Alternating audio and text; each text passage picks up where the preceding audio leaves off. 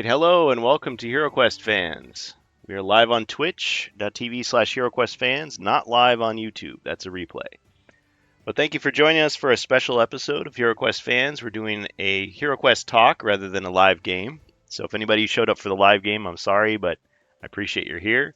We're going to be talking HeroQuest with a good friend here, Hispa Zargon. And it's kind of funny because, let me just share a quick story. I was on Lee of Covert Nerds podcast, the Covert Nerd podcast, and he called me a HeroQuest expert. And I thought, am I really an expert? I mean, I feel like I know some things, but just kind of a super fan. But if I'm an expert, I definitely consider Hispa Zargon to be an expert. I've seen the work that he's done on Yield In forums, posting about the Japanese version of HeroQuest from 1991. He helped organize and refine a better, more accurate translation of that version of HeroQuest, which I really, really enjoyed reading about. And he's done other things, of course, with the Spanish-speaking HeroQuest community, which is quite large. Some of you may have seen, and I'm going to try to pronounce his name correctly, Guardia de Morcar, Cristobal, on YouTube. So shout out to him. Cristobal has done a lot of interesting videos, and I honestly have to use subtitles because I don't read Spanish very well.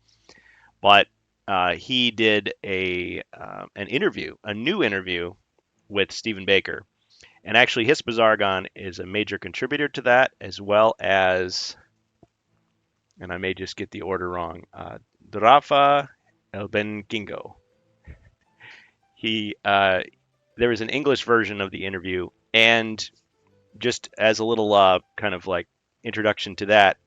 So Jordan Sorcery, which a lot of people know on YouTube, really awesome channel focusing on history of Warhammer Games Workshop.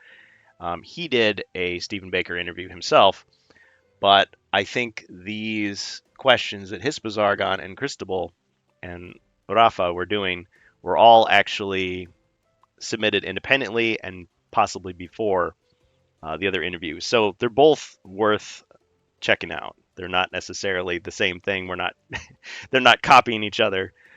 A lot of these interviews, I just kind of expect to see the same old questions. You know, how did you get into gaming? What's your favorite game? You know, what do you say to the fans? That kind of thing. And that's all well and good, but I really appreciate, and we'll get into that soon, the actual questions being asked. So we're going to talk interviews. We're going to talk Stephen Baker, the history of HeroQuest, and we're also going to talk about maybe predictions for the future. So let me introduce my special guest here today. This is Hispa Zargon, and he's represented by the little logo in the corner there, the Chaos Warrior. Welcome.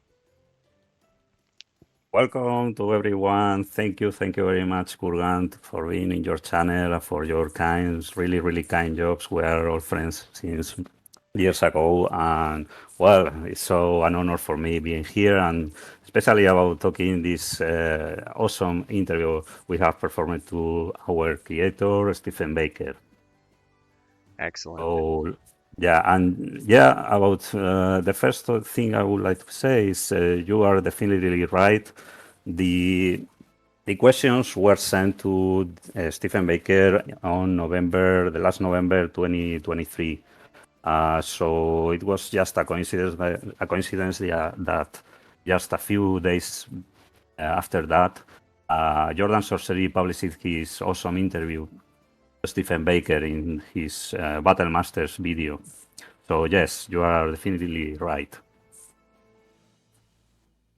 Excellent. And I also, I know you and I, when we first connected on Discord, because you and I had talked, well, through posts on Yield In for a long time before I ever heard your voice. But you definitely have a lot of knowledge and a lot of interest and I think a good perspective on a lot of the things that are going on in the community. And you know, like me, you don't always get everything right, but you're always getting in there to like correct and update and refine your understanding. And I think it helps other people see your dedication to the game, and it kind of fosters that interest. I'm not sure if everybody out there is as interested in the history of HeroQuest as we are, but I think it's definitely contagious.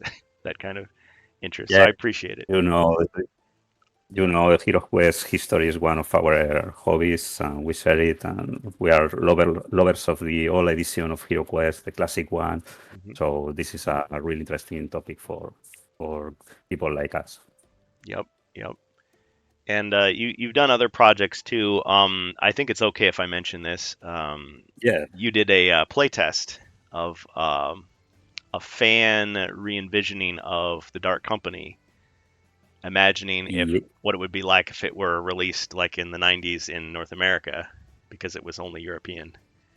And that Yes, yes, you are right. You are right. Unfortunately, it is not still finished, but you know that well, we have performed some playtests about it, and hopefully, I will release it through this year for everyone who would like to play it. And it has been done with the very old style, like the 90s edition of the Hero Quest expansions, and I hope it will be really really fun for the people. Yeah, but very unfortunately nice. this is not ready. It will be. Yeah, and just a quick clarification. I know that some people are familiar with a another revision of the Dark Company that has Eudoxio's name on it, and it kind of uses the remake style artwork. Is that different than your project? Yes, of course. I collaborated with Eudoxia on his version too. Very cool. He just performed an adaptation of the European classic Dark Company Quest. Hmm. He adapted it to the remakes rules, which are, as we all know, like the old American rules. Hmm. But mine is not it. The edition, the version I am performing, I'm making it is not just an adaptation to the American rules. It is also another way of playing it with just one board. Well, always having only needed one board, but in my version it will be used only one board separated in four different quests. I have split Hmm. the whole quest in four different levels.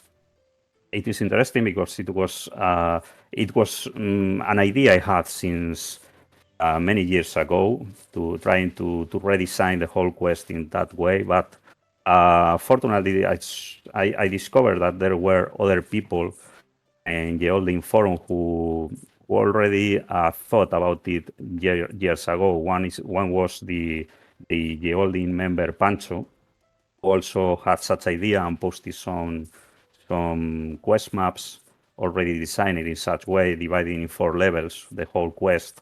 And I tried to reduce them as much as I could, but anyway, I decided to change many other things, as you know, and well, uh, I would not like to advance too much more, but it will be released later with original artworks, like the ones of such era, of such ages.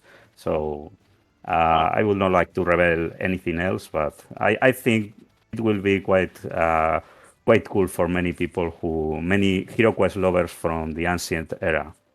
Excellent. Well, I'm really excited to hear about that, and I can't blame you for wanting to keep some of those secrets. So very, very nice. I think a lot of people, including myself, were never familiar with what the Dark Company even was until we saw Phoenix's page. And as much as he tried his best to convert the Dark Company from, the European rule set to the North American rule set, I think it was, I don't know, a little bit hard to understand, especially if you weren't familiar with the original, just looking at it, because the original was a poster that had color coded sections, and he just kind of put it all in that same monochromatic style. And so I didn't really appreciate or understand quite what it was until much later. But my understanding was it was a bonus quest that was meant to be very difficult, very grueling, kind of a marathon game for people who had already mastered the original. But I think seeing these new interpretations definitely brings that legacy HeroQuest stuff to the public, to the modern, because you've got new people who are just buying the game who have no idea of any of this stuff, and it's a really cool thing to see that basically bonus content and maybe get them interested in the history too.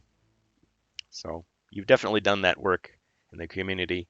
But if you're ready, I think we can move on to the actual interview itself. Yes, of course. Excellent. Excellent. And I do want to acknowledge, of course, Bohemia stopped in here earlier to say hello. He's a cool guy. He's been playing with us a lot. We also have Jacer here, very dedicated player and a really creative guy as well. So I think if we have Hi time, guys. yeah, if we have time later for some Q&A with you. I think that would be great too. And if anybody in the audience is hearing us live, if you want to type your questions in the chat, we may not get to them immediately, but we'll try to make sure they get addressed later on. So thank you for your contributions and your interest. Okay, Perfect. yeah. All right, let's get these questions. Okay, so this might be a little hard to read, but I'm gonna just go ahead and read it. So this is in Ye Olde Inn. Got the Stephen Baker interview, and let's see, Rafa del Vikingo. It looks like Vikingo, but yeah, my pronunciation. Okay, so moving on, let's see. The two of them organized the interview, and they asked Hispazargon for help in configuring the set of questions, giving ideas. And I honestly really appreciated these questions because some of these are things that I've wondered about too, and they're not covered in the old interviews. So let's see. I'll just go ahead and start reading. So Rafa says, on behalf of all authors, including Rev, HeroQuest was the entry-level fantasy game for many young people, and it revolutionized the board games industry forever. In 1990, HeroQuest had a huge success in sales terms when it was released in Spain. It was the best-selling board game for 3 years consecutively. For many of us, this game is still an important part of our lives nowadays. What was the inspiration for the game? Stephen Baker. HeroQuest has a special place in my heart. It is the game I'm best known for. It is also a game that best captures what I value. As a boy, I grew up playing a lot of tabletop miniature games. I collected toy soldiers. It was inspired by war game authors such as Charles Grant and Donald Featherstone. Peter Gilder's great wargame terrain also inspired me. These rule sets, miniatures, and terrain established an aspiration in play that I hold with me to this day. I like simplicity, I like miniatures, and I like spectacle. And Mr. Baker continues, I was also a keen role player, both as a player and as a dungeon master or DM. I ran a game for several years using a blended set of rules based on Advanced Dungeons & Dragons and Rolemaster. The rules were very streamlined and simplified. What appealed to me most in role-playing was the organic nature of the storytelling. As a DM, I had a loose narrative, but it readily changed based on the actions of my players' characters. Sounds familiar? When I designed HeroQuest, I wanted all the above elements present. I wanted to keep the game simple, a game that anyone could play. I wanted miniatures and a dungeon environment that brought the world to life. I also wanted the players to feel like they were in a fantasy adventure with great villains, traps, and surprises. I described it as role playing in a box. It is easy to look back at the game now and discuss how it could have been different. However, you have to look at it in the context of when it was launched. Modern Euro gaming, as we know it, had not yet taken off. There was nothing in the market that compared to what HeroQuest offered. Do we have any quick comments before we move on to the next part? Yes, well, here we can see that well, these words from the legend Stephen Baker are the same words he had already said in other interviews since Yep. back in the 90s Yep. up to now. However, it is again so important seeing that the influence of role playing on his career, I think, has been key. The concept of having one role playing game in a box is what definitely defines how HeroQuest is. So these words, we have already read them in many other interviews, but again and again, really cool. Yeah. And there's more to come. Yeah, I definitely would not have been interested in any of this stuff had it not been for HeroQuest, in my opinion. When I thought of role playing, I thought of something that was so complex and complicated that only the most hardcore of nerds, which I didn't consider myself. I was just a kid who liked to play with toys and play video games. I didn't consider myself Yeah.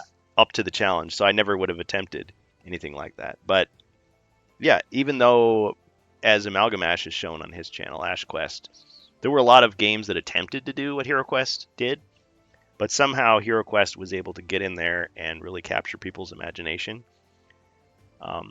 One of the unique things was the 3D furniture, but anyway, I guess that could be a whole show in itself. So, as you Yeah, say, well, that this common, he says this I in always say that Hero Quest was not the first dungeon crawler. no, It was not the first one, but for sure it has been the most influencing one. yep, It was designed for the mass market, and hmm lots of copies. The game entered in many houses where fantasy worlds were quite unknown, hmm and many people, many kids discovered all those universes thanks to Hero Quest. oh yes. Well, and I don't know about Dungeons and Dragons, or Warhammer, but if it had just stayed a European game, I mean, it would have been popular, had a good legacy. But the fact that it went to places like Brazil, the United States, Japan, I mean, I consider it a global franchise, even if the world is still kind of slowly waking up to the fact that it's back. But at Yeah, one time, it almost ruled the world in their own little corner of uh, fantasy board gaming. Okay. So back to the interview. So Rev says when HeroQuest was relaunched, it was great to see you writing a new quest and talking about the game. What did it mean for you to come back after 30 years and being involved in the best board game of our childhood and our adulthood? Stephen Baker replies, when Hasbro reached out to me and asked if I would like to participate in the relaunch in a small way, I was thrilled. As time went by, I got a sneak peek at their development. I was amazed at how they modernized the game, yet kept the classic feel. The new box art, miniatures, and game board are all unmistakably HeroQuest, yet have a fresh style. Hasbro asked me to participate on the HasLab panel. They also asked me to write a new adventure. I thought about what to do and decided to have the players revisit one of the narratives from the original game, Melar's Maze, or Milar's Maze. I think he says Melar. Um, I really wanted to give the fans an adventure that touched upon something from the past. It was a little surreal to be writing a new adventure for a game I had designed 30 years ago. It brought back a lot of great memories of that time in my life. The journey I went through when designing the game and all the people involved, not least of which was Roger Ford, the VP of Design. He was a great mentor to me and gave me great support throughout. The process of developing the narrative and arc of the adventure was essentially the same. However, I wanted to bring greater detail into the unfolding story. The development was totally different. When I was first writing HeroQuest adventures, I had to type everything on a very early Mac and print them out on a dot matrix printer. I would photocopy elements, reposition them, and then cut and paste the maps together. These days, I have a suite of software tools to manage all of this. Rev asks, and after 30 years, the renaissance of HeroQuest. Where did you think HeroQuest is where do you think HeroQuest is heading now? Do you think it is appropriate to introduce new and more complex game mechanics like modular boards or other rules related to RPG games such as experience points to develop the skills of the heroes? Do you think that the game would lose some of the original essence due to the higher level of complexity? Stephen Baker responds, HeroQuest is managed by Hasbro, and it's not really for me to say what they should or should not do. There's been a huge amount of fan material adding in new rules, clarifying some open rule questions, and proposing new heroes. Some of this has been embraced. As you see in some of the newer quest packs, there are additional rules around passing items between heroes and unthreatened movement. My general view is that HeroQuest is and always will be a light introductory game of fantasy adventure. It can evolve for sure, but one of its great charms and appeal is its simplicity. There have been many games since that provide for more depth and detail. So, did you want Well, to make a comment? yeah, yes, there are a lot of information on these sentences. First of all, it's quite interesting how Stephen Baker wanted in Prophecy of Thelor to link the new story with the classic one from the basic game, Mhm. with the Mellar's Maze. we know that, well, the last rumors we have already already discovered about jungles of Deltrak, you know, Jungles of if Dothraki, yep. yeah, the last rumors we have heard about that tell us that it could be also linked with some of the old stories from Kellar's Keep. Mhm. They are just rumors, but well, they are quite strong. So maybe if Stephen Baker would be again involved in some new creation for HeroQuest, which is not totally confirmed, at least not with in the case of the jungles of Delrak. It will. It indicates again that Stephen Baker always want to link the new stuff with the old one, and I see it quite significant in my opinion. Excellent. And or interesting point here is that well, the question about the new ways of playing HeroQuest with modular boards is another rumor all around there with the current edition of the game, which, well, you know that exists the rumor of maybe Hasbro uh, could release a new edition of HeroQuest, some kind of advanced quest edition, like back in the day. But adding the concept from advanced Hero Quest with modular board tiles and so on. But it's just a rumor. So I thought it was interesting to ask him to Stephen Baker himself about that and see what he would think about. And he has answered that it's something in Hasbro's hands, and you know he has not rebelled too much. Yeah. And I do want to say one thing, and I know we'll get to more of this as we go on. Part of those rumors was the fact that Pixie Games, which both in their presentation of Against the Ogre Hordes remake, kind of like a preview, pre-order type of page, and Jungles of Delthrak, which was heavily criticized by certain fans because they used fake images, like stock images, Yeah, AI. They credited both of those games artwork, Max Dunbar, designer, Stephen Baker. And I thought, well, that's not necessarily saying that Stephen Baker wrote these new expansions. It's more just they're crediting him for the original game. yes, and we will see in a later question, a later answer from Yes. Stephen Baker that it is something that usually happens with Mm-hmm. the promotional websites about new releases of HeroQuest expansion, and Mm-hmm. yeah. And I do want to say one other thing here about this this image that I kind of threw together at the last minute. I just had fun with it, putting Stephen Baker's younger face here, and just kind of putting his face everywhere, like he's the superhero.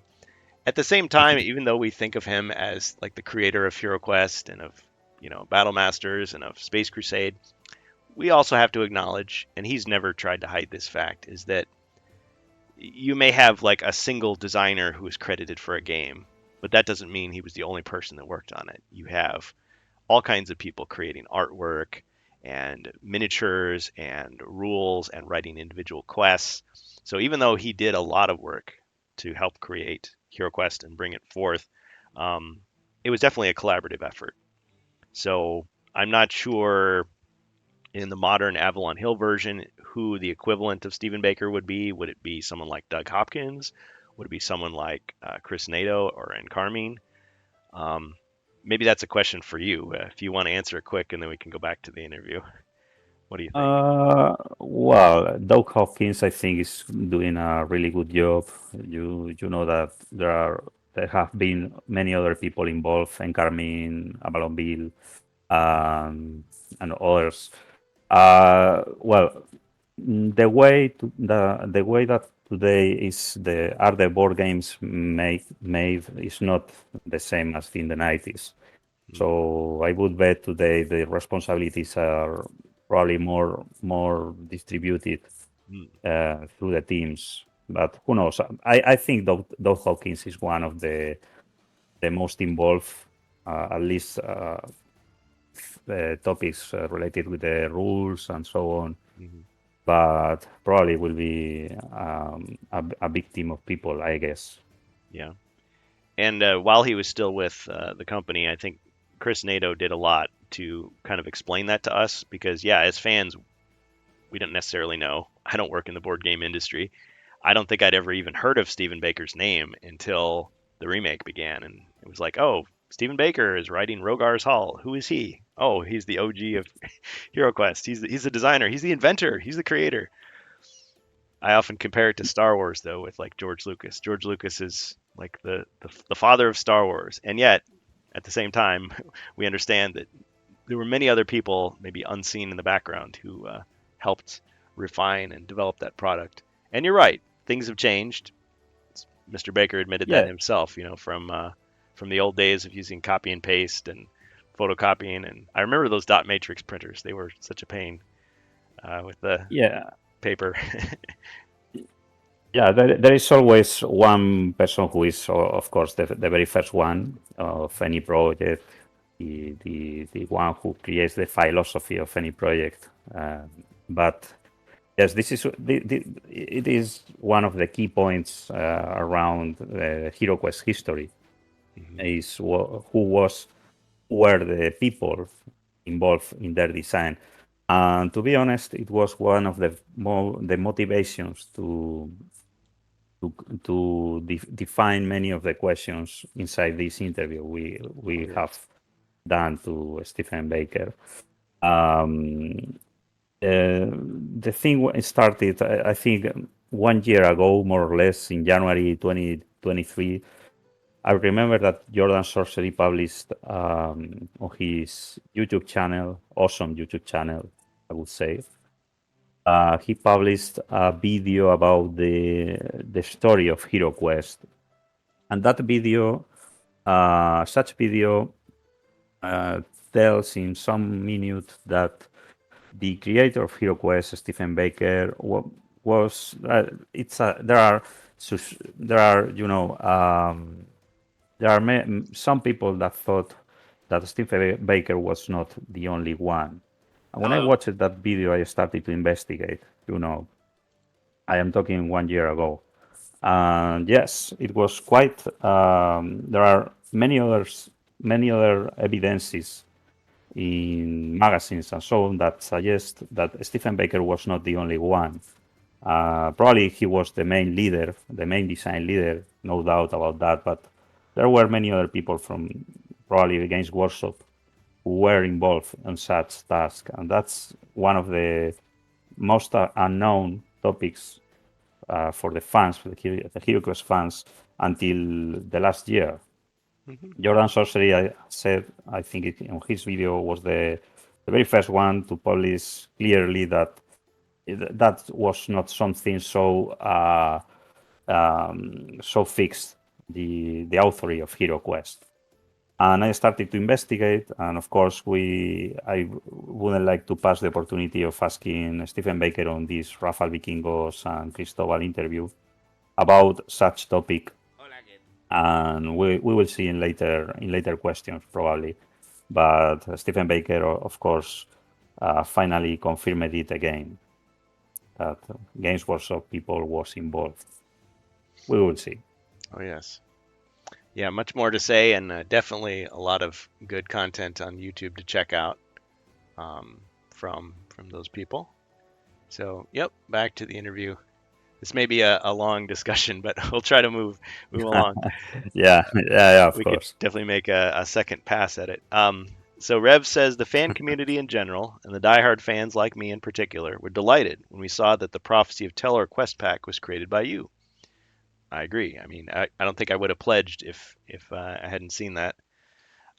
This quest pack has a good background story and it introduces interesting game mechanics, but without losing the essence of the original game. Are you still working with Hasbro, creating and designing material for HeroQuest? If yes, could you please tell us something about future projects, maybe a Prophecy of Telor sequel? Stephen Baker says, I cannot talk about work that has yet to be announced or released. I can tell you that I continue to be in contact with the team developing HeroQuest. They have been kind enough to ask me to work on additional material, so wait and ye shall see, as Mentor might say. I just want to add here that Stephen Baker's voice also appears in several promotional commercials or ad spots, you might say, for HeroQuest using artwork from Christopher. I forget the guy's last name, but I don't remember. yeah, I'd never even realized all this until and Carmine actually jumped on the Rantcast in the chat and he started talking about it. That was our introduction to Chris Nato. But he pointed out that Stephen Baker's role, he's a freelance vendor, which I guess is different than an independent contractor or advisor or a guest writer. But I mean, he does various different things. But yeah, you can check those out on it's Avalon Hill's YouTube. Let me just bring it up so it's a little messy here. But Yes, yeah, Stephen Baker has his own company of gaming design, oh, it's and I Hasbro think Pulse. Hasbro. Yeah, Hasbro Pulse on YouTube. Sorry, not Avalon Hill directly. I'm not sure if they even have a YouTube channel, but they have these various videos for like each expansion. Except I don't think they did one for Return of the Witch Lord yet. But yeah, they're kind of animated. Return of the Witch Lord is the only one, the only expansion I think from the remakes of HeroQuest that does not have any dedicated video. Yeah. But yeah, that's his voice on there. And you can tell he gets into it for sure. So definitely check those out. All right. Let's see. History. Rev says, I have quite a few questions related to the original HeroQuest history. Here we go. The discussions around the origins of HeroQuest have created a lot of different theories within the fan community during the last 30 years. There are some articles and interviews published during the 80s and 90s, like the one in White Dwarf magazine. That's the official magazine of Games Workshop, where members of the Games Workshop GW staff were working with you directly in the development of the HeroQuest game made by Milton Bradley, or MB. However, the fan community never knew to what degree Games Workshop influenced the game rules and mechanics, or if Games Workshop was just limited to provide the design of the miniatures, the artwork, and create the quests. Can you please tell us a bit more about the Games Workshop participation in the design and development of HeroQuest, and who are the main persons involved in? Stephen Baker. I had been developing a fantasy adventure game prior to the deal with Games Workshop. Early versions of HeroQuest were very different. It had a series of dungeon tiles that could be placed out to create different layouts. Early playtesting with children at some local school revealed a number of issues. It took too long to find the right tile as the game progressed. The Morcar/Zargon player would sometimes place the wrong tile or set up the initial tile so that the game ran off the side of the table. The different layouts made each quest a new graphic design challenge to position on the map page available. It was hard to explain that this was a board game, even though the tiles made the board you played on. The designers at Games Workshop also had a game idea that was played within high-density expanded foam hexes with walls. Kind of sounds like Battlemasters a little bit, or maybe HeroScape. Yeah. Yeah, well, this is definitely something totally new. I hadn't heard this before. Yeah, the points about the kids playing that they didn't found the right tile and so on. That's not new. It is well known since the 1989. I think the Games Review magazine, the interview contained it there. But this excess with walls, expanded high density farm, I think it's totally new. I never read that. Yeah, I agree with you. And those other interviews can be found in that thread that you mentioned on EOLN, a compilation of relevant interviews about HeroQuest. I've read most of them, but some of them I probably could refresh my memory on them. Yeah. Yeah. So he continues, these had doorways on one or more sides and a card insert in the bottom for the play area. It was a similar material that Games Workshop had used in Blood Bowl and The Mighty Fortress. However, this would have cost too much and reduced the available play area. I reworked the whole game onto a more traditional board. Originally, I had planned for a 3-panel board similar to those in Axis and Allies. However, this proved too expensive, and I had to reduce it to a traditional 2-panel board. This really cleaned up how to manage the map design. Everything was contained within the game board, and it was easy to have a set template. It also made it much easier to explain.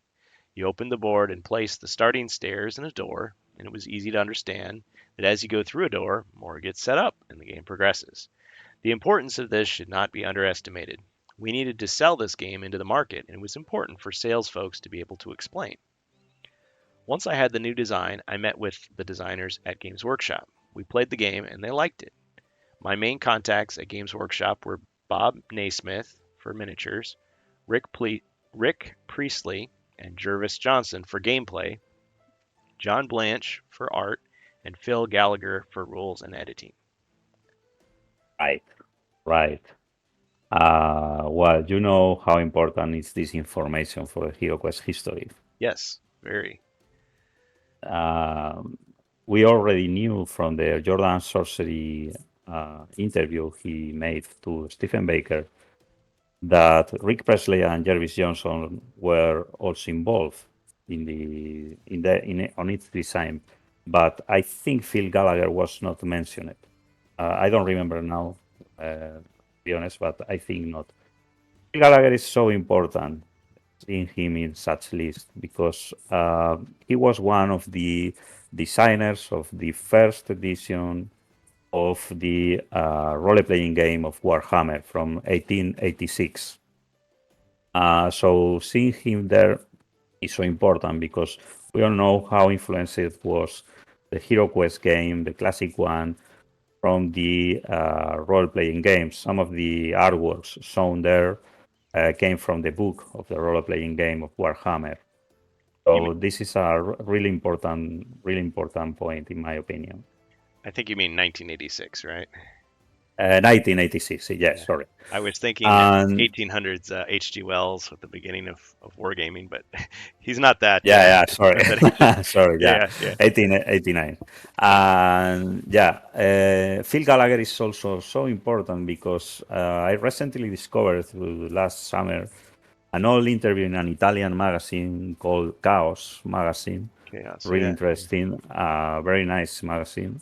Mhm. Fortunately, only in Italian, but yes, I don't speak Italian. But there a so interesting interview made to Phil Gallagher in 1993, and Our friend it was a Bohemia speaks Italian. okay.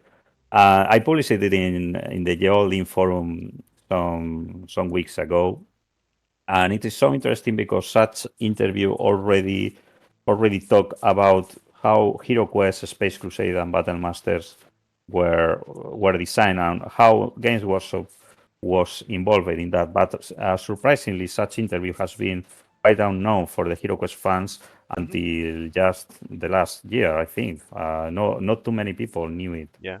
And it was there. It was published right since 1993. So the info was there. Oh, this one here, Phil Gallagher. Yeah, the third one. Yeah.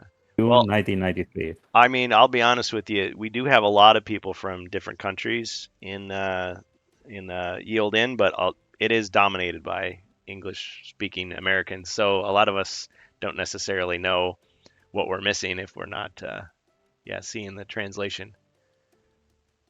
Yeah, I placed it there. It's a brief interview, but so I think it's quite clarifying about the topic of having Games Workshop involved in the game design. Very good. Very nice. But unfortunately, I found it just during the last summer. Yeah. Not before. That's your dedication as a historian digging into it. I do wanna acknowledge some of the things Bohemius just said here. Those trailers were very nice. Too bad if they stopped doing them. Well, we haven't heard anything about Stephen Baker leaving, so he might be involved in future ones, possibly. Poor kids forced to play HeroQuest as a job while play testing. Because people were accustomed to play Monopoly, the multiple tiles would also be considered low quality product in that period. See, I hadn't thought about that. Like if you open a box today, you kind of expect to see these highfalutin fantasy skirmish war games are going to have stacks of tiles or hexes, or that's very common. But if you were expecting to see a big, beautiful board and instead you just had like some squares of cardboard, you might think, gee, this is a poor substitute. This is I don't know, a cheap game. Like that might be the image some would get because they're not used to that, Yeah, not getting a full game. Hmm. interesting view. Yeah. Well, it was other time. It was other Yeah, time. yeah. Yeah.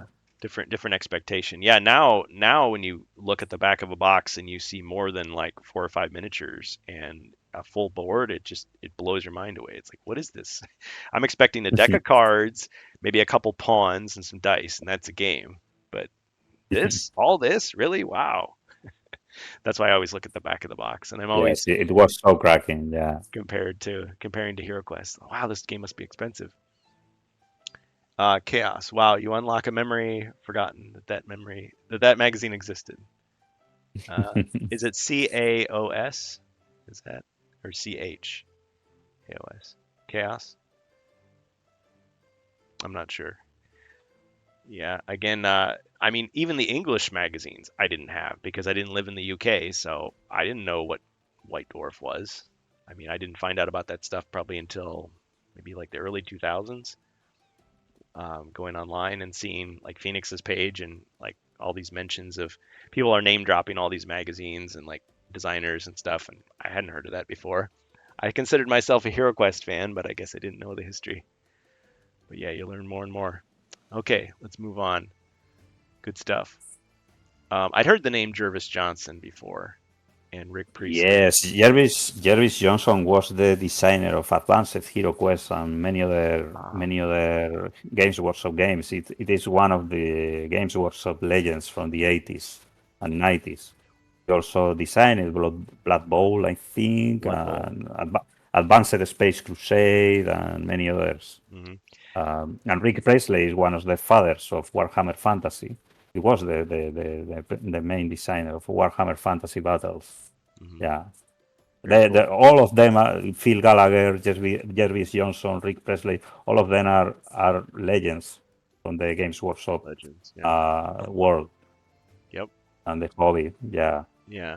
But and also Bob Nightsmith is one of the sculptors, the most famous sculptors of sculptors. Yeah. miniatures of such era. Hmm. And you also have John Blanche, of course, with his awesome illustrations of such era. All the games from Games Workshop at the time had pictures from made by John Blanche. Very nice. Yeah, a couple of quick comments. So I had not heard of these guys because again, I wasn't part of wargaming. I wasn't familiar with that whole European like Warhammer Fantasy like scene. I hadn't even heard of Fighting Fantasy. I didn't know what that was. But I had heard of Gary Chalk, who did some of the artwork, like the card artwork in Classic Hero Quest. I've heard of Yes, him true. through Lone Wolf, the Lone Wolf novels. And I was very surprised to see that actually his artwork was like everywhere. Like you see his artwork in the manual for Advanced Hero Quest as well. I mean, I knew Yeah, about Les Edwards, who did the cover painting for Hero Quest, but I was sort of amazed to learn that like the Gary Chalk stuff in like the Warhammer like old world map that you see in Return of the Witch Lord and the European version, a lot of that stuff it kind of looks like they just kind of took it out of the archives or out of the vaults from Warhammer and just kind of like put it into HeroQuest. So they like borrowed some old art and then they also created new art and kind of put it together into a package. But yes. that, yeah. The old world map shown in the Return of the Witch Lord quest book. Such map, the very first time that was published was in the role-playing game of Warhammer, Hmm. the one from by Phil Gallagher. Yep. Warhammer Fantasy From Battle. And I actually bought a copy of that book. It was hard to find at a decent price and it wasn't falling apart, but I finally got one because I wanted to see kind of some of that history and influence that came, the Warhammer, I guess, fertile soil from which HeroQuest sprang. And I'm the also, Fimir story. yeah, yeah. And also Games Workshop, and I don't like to get involved in these things usually because I feel like, those exclusives and, they encourage scalping and all this. But Games Workshop is republishing the first edition of Warhammer 40,000 Rogue Trader Yeah. from 1980. What was it? Eight, 87? I think, or 87, Yeah, 88. I think Yeah, it's 87. around Yeah, there. and it's a full reprint. Like they have claimed that they haven't revised anything, and I was like, oh great, because I always wanted that book too, to have a companion piece. One for Space Crusade, one for Hero Quest, to see the origin. Even though it's not all exactly the same, and even though it's not canon, quote unquote, but I just want to kind of see that, and also for my own custom adventures, like see is there any inspiration here that I could further draw upon. So it was at a reasonable price too. I think $65 as opposed to $200 or something. But that's me. That's kind of my brief experience with it. Yeah. Okay, so Stephen Baker says, oh, and the other thing, sorry, the other thing I was going to say about Advanced Hero Quest, it's interesting thinking about how Advanced Hero Quest was basically the game that didn't work. Like that was like he presented it to these children. They tried to play it. They were confused by the tiles and everything, and it was going off the side of the table. And then they just turned around and made that into Advanced Hero Quest. That idea. So, but I suppose maybe they had the right idea calling it Advanced Hero Quest. So instead of this being the introductory game that the kids play, this is for the more hardcore players who are more familiar with like wargaming and that sort of thing. So it's great to hear Yes, that that idea was preserved. I always, yes, you're right. I always thought that Advanced Hero Quest was actually the Hero Quest that Stephen Baker wanted. It was closer to the Closer. first idea he had.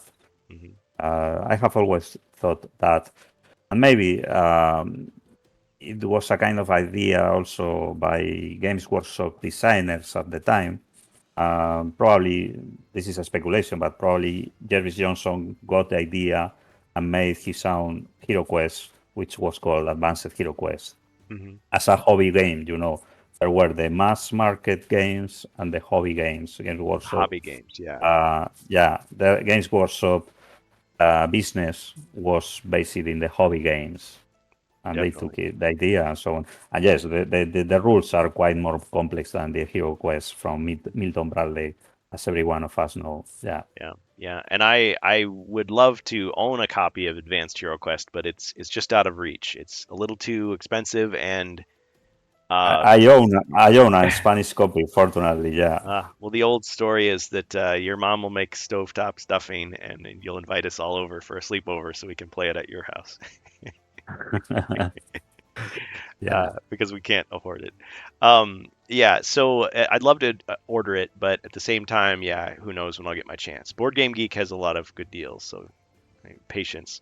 Um, One thing I noticed about Advanced Hero Quest, besides it having the Gary Chalk artwork, is that yes, like you say, it's a hobby game.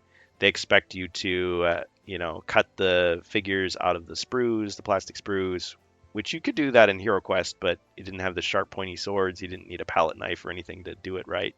You didn't have to glue anything, but Advanced Hero Quest, you glue the stuff, you paint it, you buy additional miniatures because you start out with a lot of cardboard. So maybe you want to dress it Yeah. up and make it fancy. It's definitely the hobby thing. And I see Yeah. It's that, another kind of business. yeah, today you have Warhammer Quest, which seems to be a further development of Advanced Hero Quest, and yet you still have, like, you can go to a Barnes and Noble bookstore, let's say, and get a bookshelf game where it's a smaller version of Warhammer Quest that's ready to play and has colored miniatures and everything, but it's to encourage you to buy the bigger boxes, the bigger, more expensive boxes, and get into the hobby itself. So like entry level. So they're still trying those types of strategies for getting people into the game. Whereas, yeah, Hero Quest was supposed to be just you start off at the beginning, you could be 9 years old and play it, it'd be fine. You could get Advanced Hero Quest, and Advanced Hero Quest in the back of the book says if you've already got the original Hero Quest, here's some rules that you can use for those characters. you can use the same board and you can put the new pieces onto it and vice versa. So they definitely tried to kind of integrate them together. But I'm not sure how successful Advanced Hero Quest was. And yet, Warhammer Quest seems to just sell out immediately when it comes out. Like I've never had a chance to buy it. And to be fair, there are some stores now that carry it, but it's just a little bit out of my price range as a board game fan. Well, I could say that I didn't own a copy of Advanced Hero Quest in the 90s, but I got one right some years ago. But I was quite surprised through the years that most people that I thought played Advanced Hero Quest in the 90s here in Spain. Oh, didn't like it. And there is still a small community of players even today of Advanced Hero Quest. They are in Facebook. They have a group in Facebook and they post a lot of pictures there. And I think there are many people still playing such game. Oh, And YouTubers like Always Bored Never Boring, for always boring, example, never boring. is Yep. is an Advanced Hero Quest lover. He always say that I rather agree with him. He Advanced Hero Quest has really good rules for playing. So if a board game is still good, people will play it. Yep. I always enjoy his failed rolls at the start. Yeah. Now he rolls 4 dice. Yeah. Yeah, after a while, you start to watch these guys and their catchphrases get stuck in your head. So every time I see Cristobal, video, it's like "Hola, qué tal? Ole, qué bo." I can hear it in my head, even when I'm not watching. But yeah, they definitely cover a lot of stuff, and these guys have a lot of knowledge in areas that I am not as familiar with. Yeah, I don't know much about Advanced Hero Quest or the history of Warhammer. Most of what I've gotten is from what you guys have said, and I've been inspired to buy those books. Track down the art of Warhammer, the art of the Warhammer world, to kind of just see, like, yeah, what is this stuff that everybody was so excited about? And I think it's great that people keep it alive and homebrew it and keep it going. I think we should move on though, because yeah, everything is so exciting, Yes. but there's so much we could say. Let's go. Yeah. Okay. And Elviler is here. I'm waiting, Elviler, for your big update because I sense that you have a big update on elviler.com. Elviler's Game Room, everybody, check it out. Okay, so Rev said, let me just repeat this part. Among them, I believe that the name Jervis Johnson appears quite often. Do you think that this fact helped Games Workshop to develop in parallel the Advanced Hero Quest game? Stephen Baker says, it was always part of the plan that Games Workshop would make an Advanced Hero Quest. Milton Bradley, slash Hasbro, because Milton Bradley is owned by Hasbro, was a mass market company. They needed to sell games to traditional mass market retailers. The win-win for Hasbro and Games Workshop was that Games Workshop brought their superb Citadel miniatures into the Hasbro game, and Hasbro created a game that was a gateway for interested players into the world of Games Workshop. Correct me if I'm wrong, but wasn't Brian Ansell the head of Citadel Miniatures at this time, or did he come in? Yeah, yes, he was. I think And he recently the passed away. middle 80s for Hmm. sure. He was on charge of Citadel miniatures, and even I think he was also with some in some position inside Games Workshop. Well, just right today, Jordan Sorcery again has published another video about the Brian Arcel's history inside the Games Workshop and Citadel companies, and I strongly recommend you watching it. Oh yes, I'll have to do all kinds of homework after this, and it's probably good that I didn't do that ahead of time because otherwise I'd be spending all my time talking about.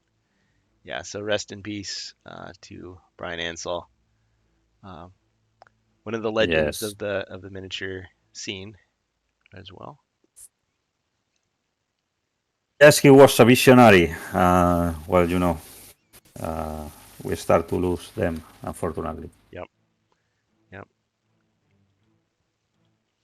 Okay, all right. So moving forward, um, let's see. So Stephen Baker said that.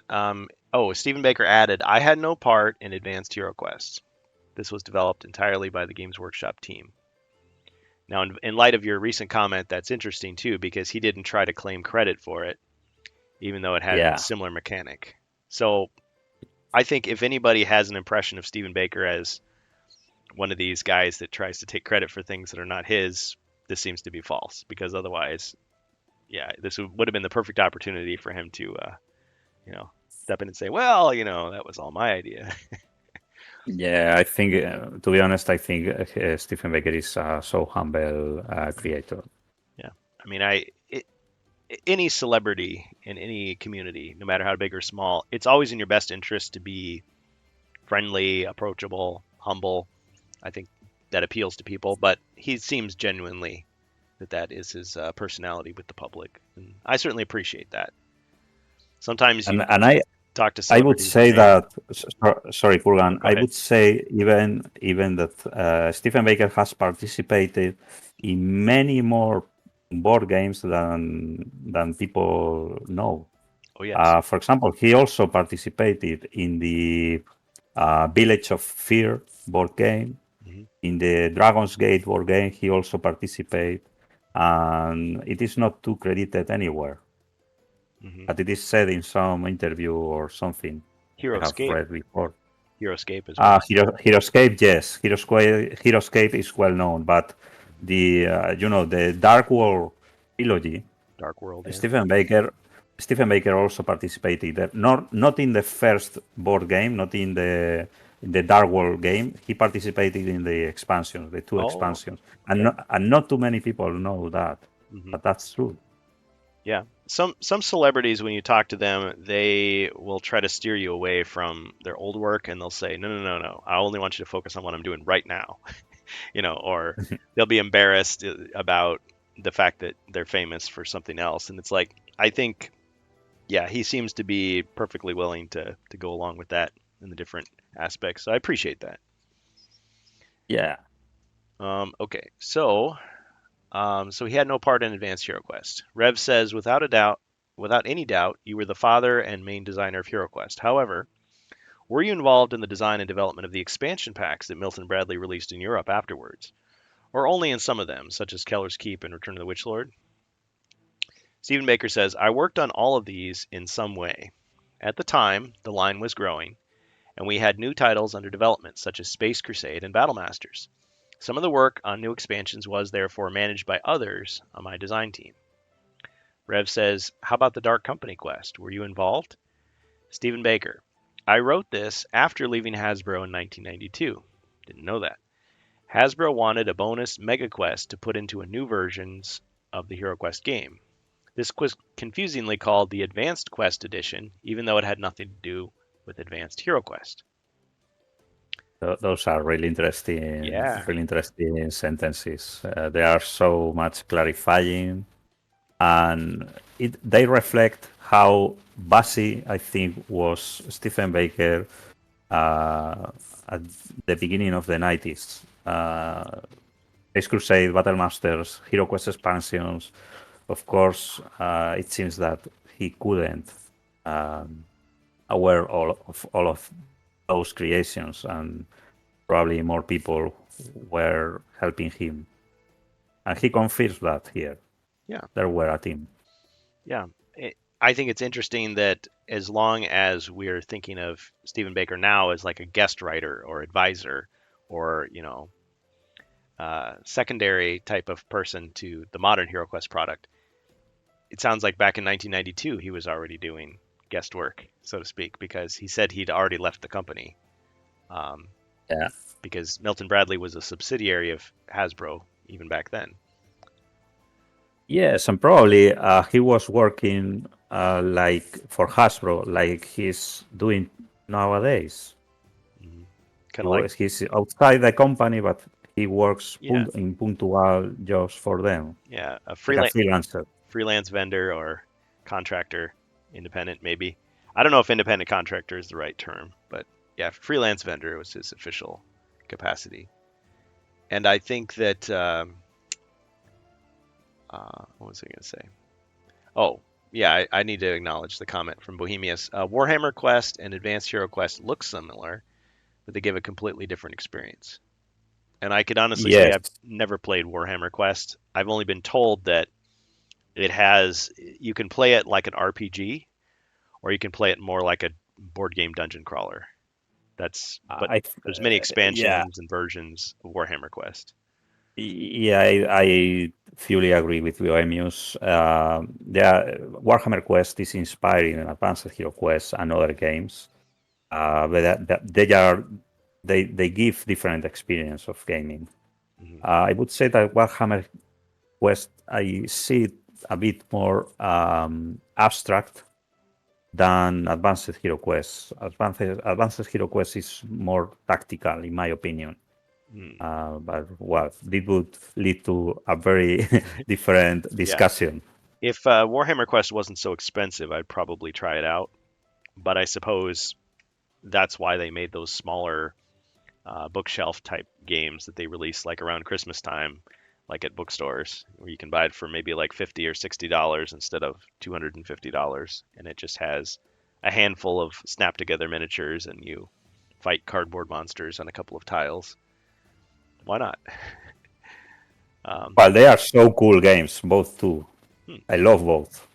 yeah, I like the idea of role playing games, but I think what I needed as a child was that kind of tactile feel of having the the, the sculpted miniatures on the board, the sculpted furniture, the colorful cards, the fancy dice. That all kind of drew me in, and I still appreciate that today, even though I could play a game where you're just talking and telling stories and writing down things on paper and occasionally rolling some dice.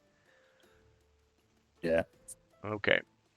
So, Rev says, on the other hand, the American version released in 1990 had some different rules compared to the European version, such as monsters with more than one body point, chaos spell cards, additional searching actions, and even the first quest of the game was changed.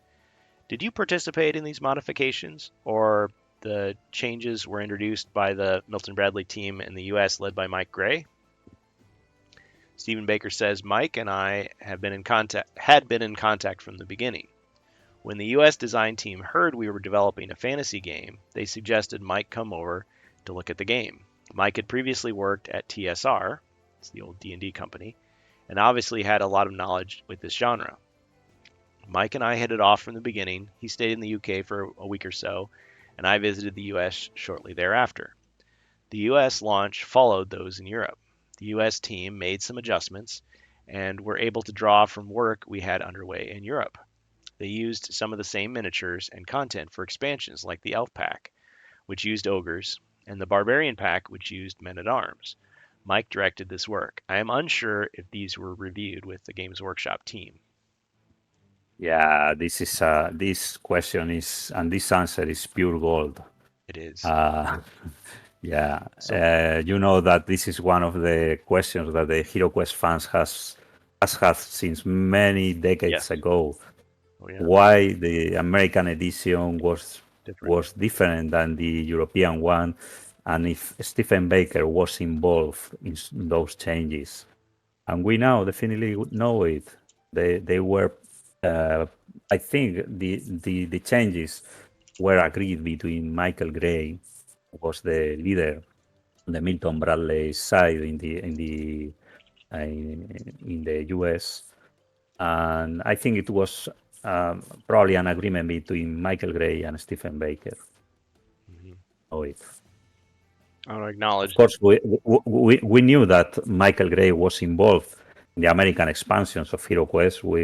Yeah. We knew it from, I think, from the I think 6 or 7 years ago with the very first investigations performed by Toko on his website. Yeah. Uh, but we didn't knew exactly if Michael Gray was involved in the basic game from Exactly. North America. Yeah, yeah, because I've certainly been involved in a very small way with the leaked and scanned documents that Luca Pasci got his hands on, the drafts for the Barbarian Elf, and then also the Wizard and Dwarf quest packs, the unfinished ones, and certainly Mike Gray, is all over the place with that one, and it gives you kind of a little bit of an insight into the process, reading between the lines. But yeah, as far as him being involved from the beginning, that was new to me as well. I got a couple of So, things I just wanted to say real quick. Go ahead, say what you were going to say, and then I just want to acknowledge some things here. you. We've got, I can't see your full name. Chicken Buckets is here listening.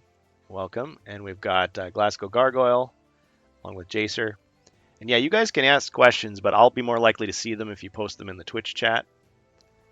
So Jacer says Village of Fear and Dragon's Gate. Yeah, those ones. Stephen Baker participated in those ones. Mm-hmm. Not in Dark World, but yeah, he participated in the expansion. Okay. So collect all 3 Dark World games. I'm just seeing this for the first time. Oh. And I would say that Dragon's Gate is a really funny game. Funny? How? Yeah, I like it. Humorous? Yeah. Or just fun? No, I mean, I like it. I think it's a good game. Some of this makes me think of like Fireball Island, some other games I've seen with the 3D. Yeah. Yeah, well, Fireball Island is older. These games are from the Dragon's Gate and Village of Fear are from the 1992 and 1993, I think. Oh, okay. Are from the same time as Hero Quest, more or less. Yeah. Like Dragonfire, Yeah. Legend of Tower, and Zagor, all yeah. those. Dragon Strike. Well, Dragon Strike is a little bit TSR later, game. but Yeah. Well, yeah, and credit also to Amalgamash on his channel. He pretty much bought every game that's ever been made. It seems like, except for the one, the dinosaurs, the Dino Riders game. But yeah, and yeah. Fortunately, I own all of them too. well, if you, I Yeah. mean, these are games that I would have loved to have owned if I knew they existed back then. But yeah, Legend of Zagor, I think one of the translations, one of the different language versions, it's actually Legend of Zargon. I was like, aha! So that's what Zargon looks like. But no, I know Oh, Zargon really? is a name that's Didn't know it. used in Dungeons and Dragons for like a tentacle monster. So it's probably based on Sargon of Akkad. And Morcar was a character from the Battle of Hastings from history. So, but anyway, yeah, interesting stuff. Okay, that's Alexander Nakarada doing our royalty-free music. Back to the Stephen Baker interview. Yeah, interesting. Rev says, at the same time, the Japanese version released in 1991 had even more changes in the rules compared to the European version, including the background story around the quests. Did you take part in the design of these modifications? Or was this task given to other members of the Milton Bradley team, or maybe to the company Takara, which commercialized the game in Japan? Stephen Baker says, no, I had no involvement with the Takara team. I'm unsure if the US team worked with them. My assumption is that Takara team did the adaptation themselves.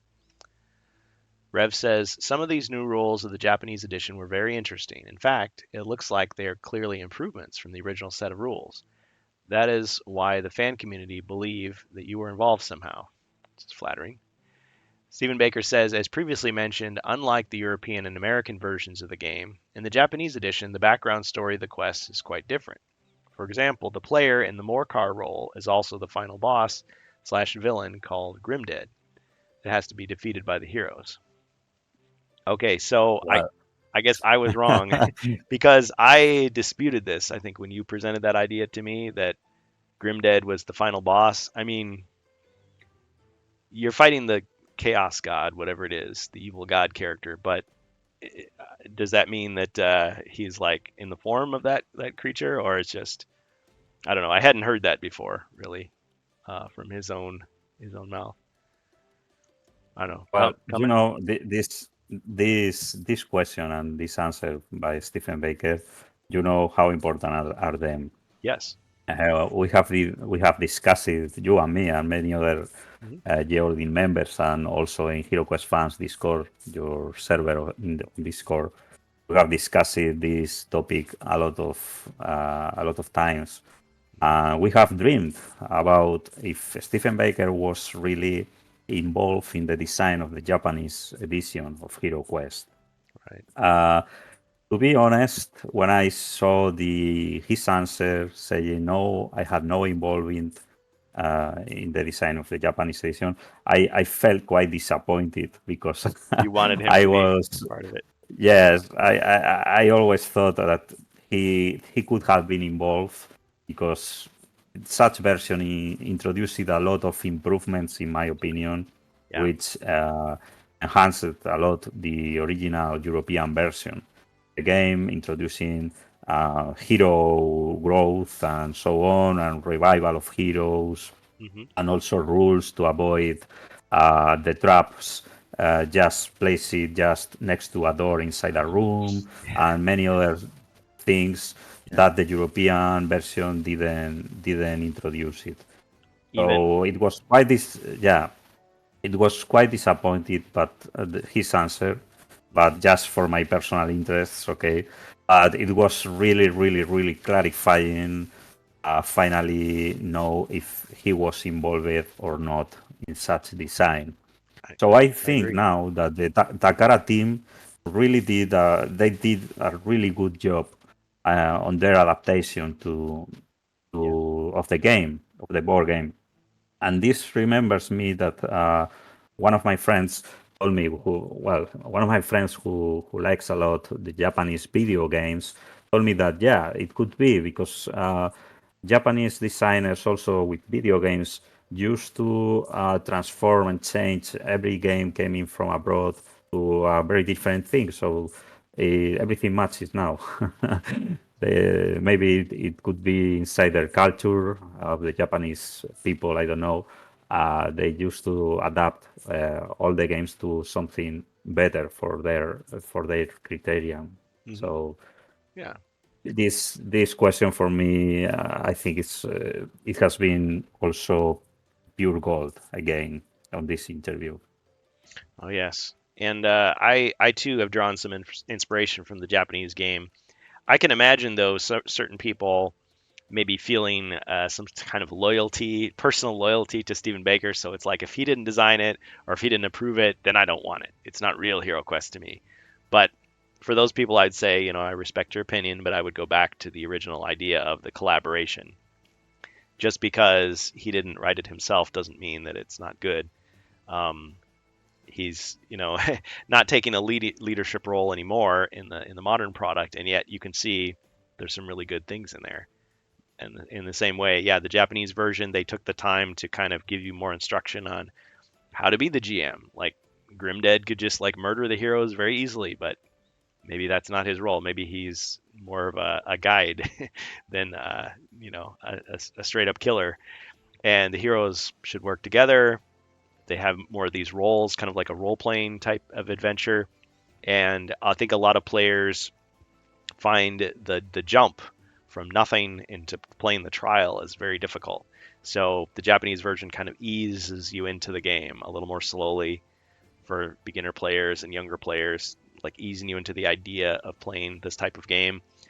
And yet they still ramp it up with the leveling up mechanic and the finding the new magical spells and the new artifacts and things. So it goes the other direction, which is a lot of people wanting Hero Quest to have more complexity to it.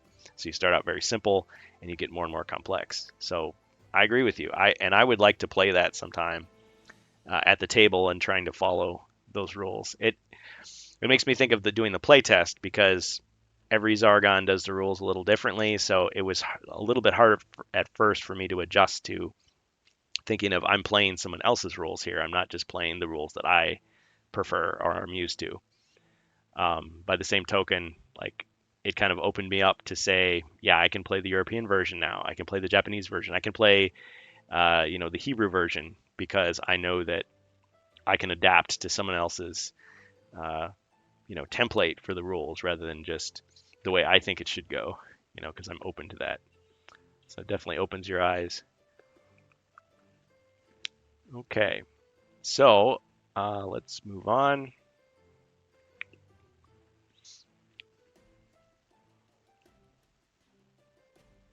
Okay. So Rev says, during the development and design of the original game, did you consider at some point that Morkar should be the final boss slash villain to be defeated by the heroes instead of the Witch Lord? Stephen Baker says, no. For me, Morkar slash Zargon is always the power behind those you are confronting. You never quite get to be face to face with the ultimate bad guy. Yeah, this is so interesting to how what is his vision about Morkar inside the game. And I think this answer could, you know, could clarify a bit the future of current version of Hero Quest, because there is a lot of speculation about Oh, yes. maybe some later expansion could appear Morkar himself, a miniature of Sargon, sorry, uh, fighting the heroes, and it could be The final battle. it could mean the final battle. Yeah. So if Hasbro is still listening to Stephen Baker, that I think they are doing,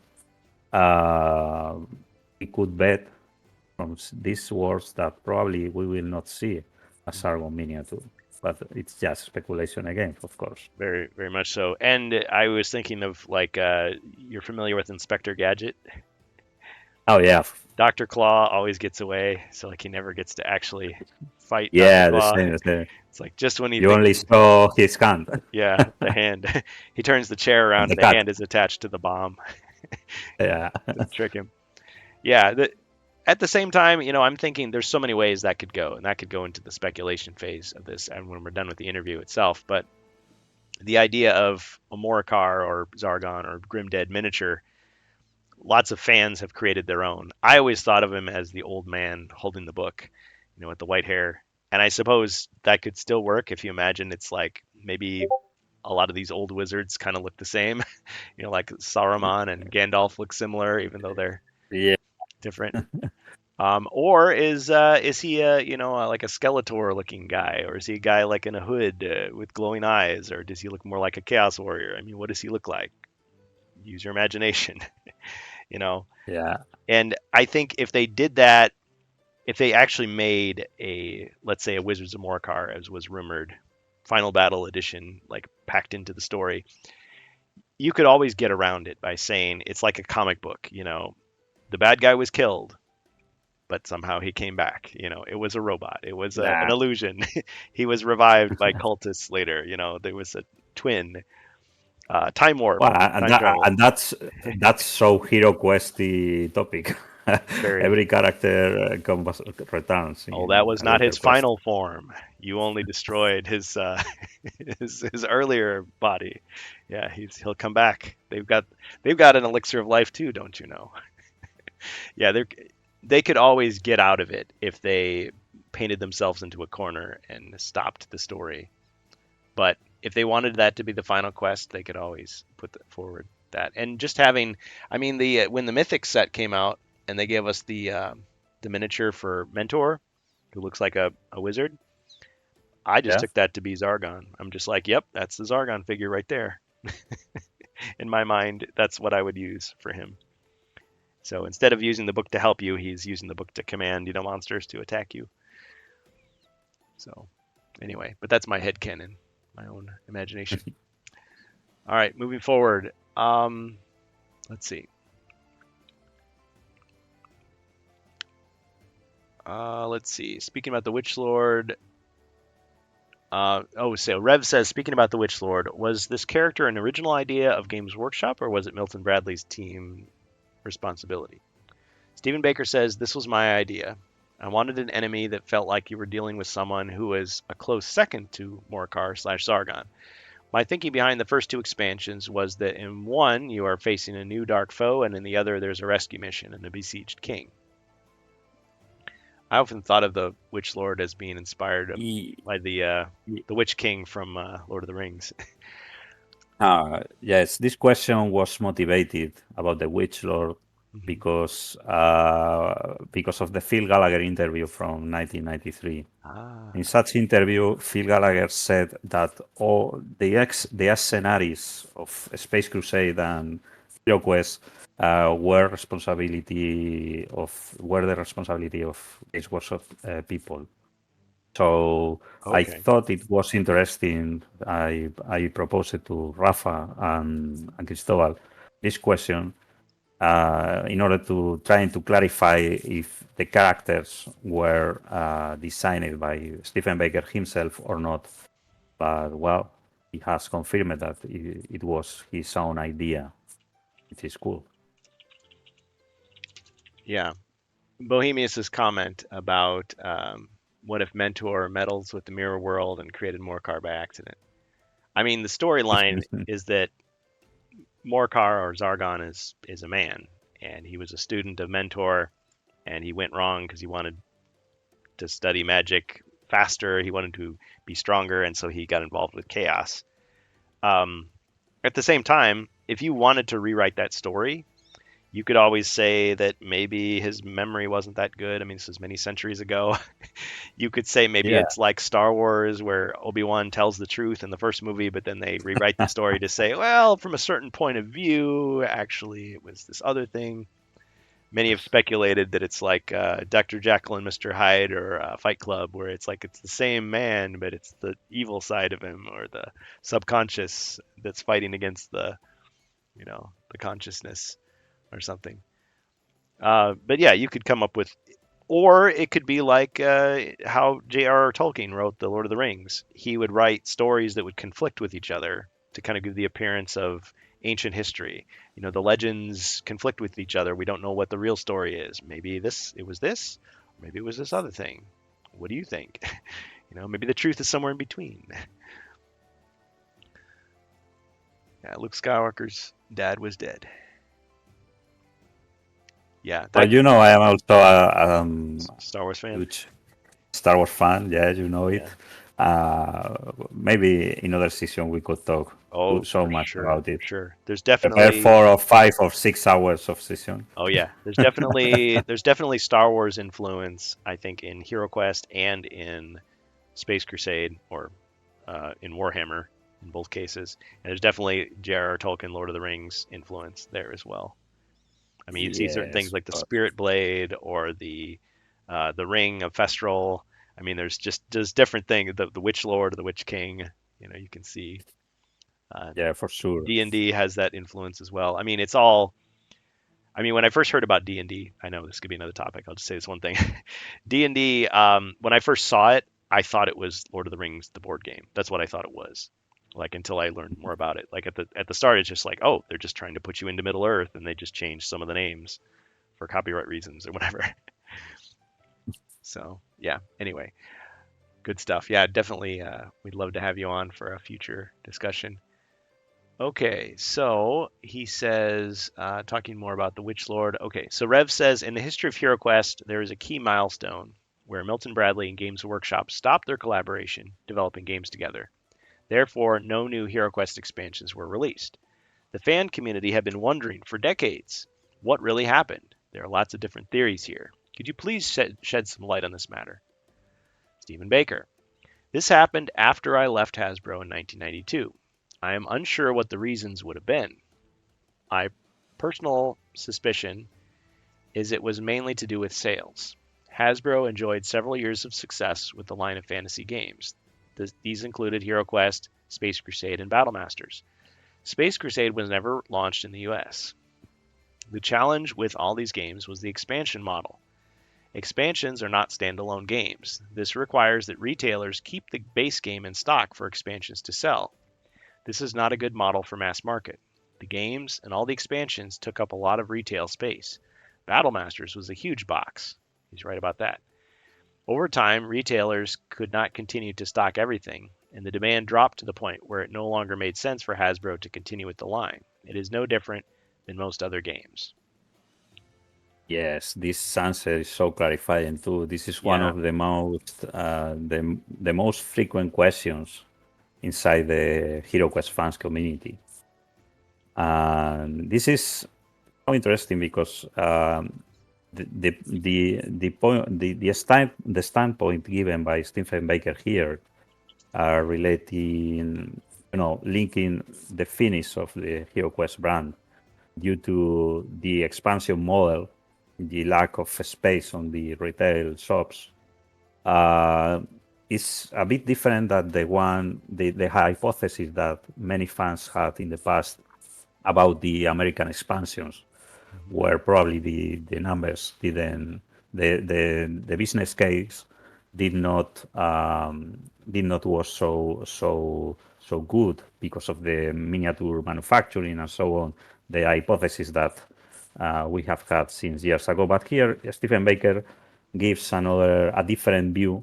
Mhm. In my opinion, probably more close to what really happened, and it's so interesting in my opinion. They needed a lot of the shops needed a lot of space Yes. to have all the stuff and the basic game available and so on, because otherwise the expansions could have not been sold. So Right. interesting. Very interesting, and I agree with you. This is something that I'm sure is on the minds of the modern Avalon Hill team at Hasbro working on HeroQuest right now. Is they seem on this rush to create all these new expansions, and what's going to happen when stores decide, you know what, I don't need to have an entire row devoted to HeroQuest. I'm not going to open Yeah. a HeroQuest store next to the Warhammer store that has just HeroQuest products. I suppose in that sense, you want to forget about the expansions. You want to just keep selling the game system because what do fans do? They create their own stuff anyway. You don't need the Frozen Horror to play the Frozen Horror. You can just make it up yourself. It's nice to have the Frozen Horror, and I'm sure it makes the money to sell the hot new expansion, but you've got to have the game system. So that puts into perspective a lot of things we've seen already, which is that they redesigned the game system. You know, Adam Glick did that, um, clued us in that he was responsible for that redesign to make it smaller, more compact, easier to open. It takes up less space on the shelf. Now you can put, many boxes, especially those little small, rogue, monk, knight. Well, not the knight, but those other smaller boxes can fit on the shelf very easily. And I suppose in that case, if HeroQuest was gone, like you couldn't buy it anymore, if you bought an expansion, you could use those miniatures for whatever you wanted. Oh, here's a box of cheap miniatures I can use to paint for my own adventures. Um, and yes, thank you, Sandswift. That is true. That is a big difference that we can't ignore. That now we have online shops. I mean, for the longest time, until very recently, you couldn't buy HeroQuest at brick and mortar stores, at retail stores. You could buy that at local game shops, specialty shops, and they would usually have like one or two copies of the game system and like one of each expansion. But when I talked to some of those shop owners in various U.S. states, when the Against the Ogre Horde thing was leaked, I said this on the Rantcast as well. When I talked to those guys, one of the guys he just went on, and it was really interesting. I mean, he was educating me about his process and attitude as a small store owner. It's like it doesn't make sense for me to stock like 50 copies of HeroQuest. Rather, I'll have one copy or two copies because I want to have the shelf lined with games, and I want to have game one, game two, game three, game four. So as someone is browsing my store, they'll see the game and they'll buy it, and then he can gauge like which are the games that collect dust and which are the ones that are more in demand that he can order more. But his shelf space is so limited and so important. It's such a premium. But yes, when you have these online stores, totally. I mean, Walmart, Best Buy, Target, all these places can just sell you the game online. And I've had people tell me, oh, well, the people that buy board games now are not necessarily the person of the past. The family or the game night organizer who just kind of strolls through the toy aisle and says, oh, let's see, let's try this game. And it's $50. Let's see if it's any good. Instead, you got people pre-ordering stuff online. You've got a large amount of sales going through the internet. So there you go. You could have it all stocked in a warehouse, and so maybe you don't have to worry so much about the shelf space problem. I don't know. Yeah, What's your thought on that? Is it? yeah. I agree. The market has changed a lot in Mhm. the 90s. It's a different world. So maybe and it's not such a fear that you different would. customers. There is also the fact of collecting, not only for playing. Many people just collect. Um, it's a different world. Yeah. Yeah, and I suppose the talk about whether HeroQuest would go towards, like the USopoly type of line where you'd have multiple versions of HeroQuest that have different themes, like Scooby-Doo or Transformers or Dungeons and Dragons or Talisman HeroQuest. And those would sell out very quickly because collectors who don't even necessarily buy them or to play, just buy them to own, would clear those out. And so you'd always have an empty space that you could put the next version of HeroQuest on the shelf, and it would keep interest in it even while you have the original vanilla version, the original version next to it. Lots of things are possible.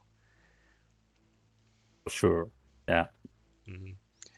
All right, let's move on. Let's see. Rev says, and coming back to Mr. Gray, some time ago there was evidence of some internal notes between Mike Gray and the designers related to the Dwarf Quest and the Wizard Quest expansion packs in the US. Oh, yeah, this is from Luca Pasci's cache of documents.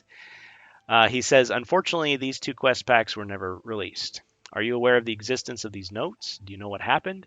Do you know if Against the Ogre Horde and Wizards of Morcar were originally intended to be the Dwarf Quest and the Wizard Quest packs? Stephen Baker. I have not seen any notes. This almost sounds like he's in court. It's like, I have no knowledge of these events. I do not know what you're talking about. Maybe he's not allowed to say. Who knows? Probably it's true. Who knows? Maybe he hasn't seen them. Um, because yeah, it would have taken place under Mike Gray, like after he left, basically, and outside in a different area. I have not seen any notes. I do not know. I do know that two other quests are developed and ready. The two expansions you mentioned, Against the Ogre Horde and the Wizards of Morcar, were developed in Europe. In the European line, we never planned for solo quests. As mentioned above, elements of these expansions were used in the US developed items.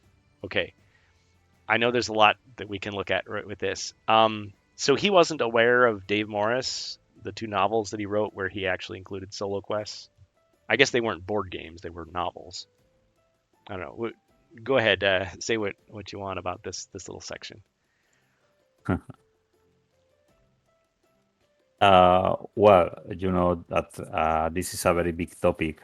I am not so surprised. I am not so surprised about Stephen Baker was not aware about the Dwarf Quest Pack, the Wizard Quest Pack, and all the stuff that was being developed in the US. Mm-hmm. As he has said, there were different teams. Mm-hmm. Yeah. Yeah. I think it's something, you know, they were different teams of design, so it's not rare for me seeing that Stephen Baker didn't know anything. Yeah. Probably he has knew more about these packs during the remake, or who knows. Right. Yep. Yeah, for sure. Thanks. Yep, and if you're just joining us here on HeroQuest Fans, we are talking with super fan and history buff, history of HeroQuest expert Hispa Zargon, who's done much for the community. We're talking about this recent Stephen Baker interview and some of the finer points of it.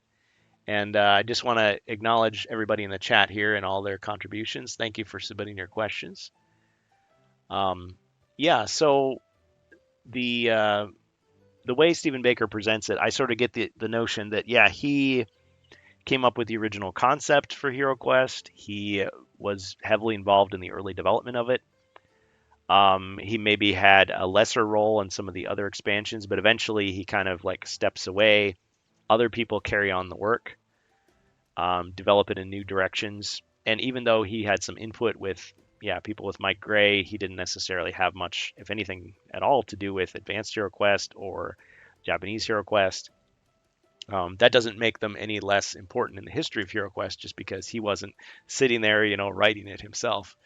If anybody worries it about is that. well known that Yeah. you know, Kuran, that it is well known that the history was mostly the opposite. The US team of the developers of HeroQuest expansion at the US, they use it. The European staff, they using the European expansions of Wizards of Mortar and Against the Yes. World as basis for their development. So Absolutely. Yep. I don't see any reason to imagine Stephen Baker involved in that, and he says here Hmm. so clear that he was not Yeah. aware of that. So Yeah. And so if you, I just could imagine some fans would say, "Oh, I loved it Against the Ogre Horde," and then this other team decided to take those characters and put them in a different context and ruin them. Of course, someone else might say, "Oh, yeah, they improved it." I think the main problem with the ones we saw, Mage of the Mirror, Frozen Horror, was just the extreme difficulty, and part of that was due to the unpolished nature. That it seemed like it was kind of rushed. There could have been more development, maybe to refine it. There was a lot of concepts that were interesting, a lot of potential, and fans have been working on it, for 30 years. And Avalon Hill has done some things to try to blunt the difficulty a little bit, make it not quite so punishing. But I just love to see those concepts that were left on the cutting room floor, those ideas that were discussed but not used. And it is interesting. It would be super interesting to see like what would Stephen Baker do with those things if he were in charge of yeah, it. But I'm sure he doesn't want to have to worry about that. yeah, He'd rather do other and things. Yeah. Rafa Vikingo, Cristobal, and me insisted again in the next questions about this topic, I love and you can this. see that Stephen Baker is not aware. Yeah, yeah. But I appreciate that you took the time to ask him because these are the nerdiest questions that Yeah, you could ask. Like, I really want to pin you down on this. Can you please give me more information? And yeah, we want to be able to speak accurately about these things when we're, who do we give credit for this or that or the other thing? Let's see. Avon, Rev says Avalon Hill, AH, recently announced Against the Ogre Horde, and clearly they must adapt this quest to the new HeroQuest edition, which is the remake of the American version. Are you aware of these changes? Stephen Baker says, I was not involved in the development of this relaunch. I've only seen what has been made public. Oh, yeah, let me so back up. important. Yeah, let's back up a second here. He says, I do know that two other quests were developed and ready. He was talking about the dwarf and the wizard quest packs, I think. That's Well, so clarifying too. yeah, I mean, they were developed, but they're not ready. I mean, Wizard was like 90%, Dwarf was like 50% completed. Well, maybe he's. Talking about the Elf I'm and the not sure. Barbarian, maybe? Yes, I think he's mixing concepts probably, but who Oh, knows? yeah. Or has Yeah. more info Because than against the that. Ogre Horde and Wizards of Morkar, I know some people have criticized Wizards of Morkar, saying it feels incomplete. It's very, very short compared to the others, but it has such great ideas, and so different fans. I think Carnival famously did this on one of our rant casts, talking about, well, I went and rewrote it myself to try to imagine what it would look like if it were, taking into account some of the things that we've learned. But yeah, okay. Let's see. So he was not involved in the development of Against the Ogre Horde. So there, that seems to contradict then what the Pixie Games website was using. But maybe that's just filler or just acknowledgement that he was the creator of the original game, not necessarily Against the Ogre Horde, whether the old Against the Ogre Horde or the new remake version. Yeah, yes, he's referring to the relaunch Right, clearly the because relaunch. Yeah, before that he talks about the Against the Horror World, the original one, the classic one. He was involved from that, yeah. but not in the relaunch. So the adaptation that Hasbro Hmm. has made has included.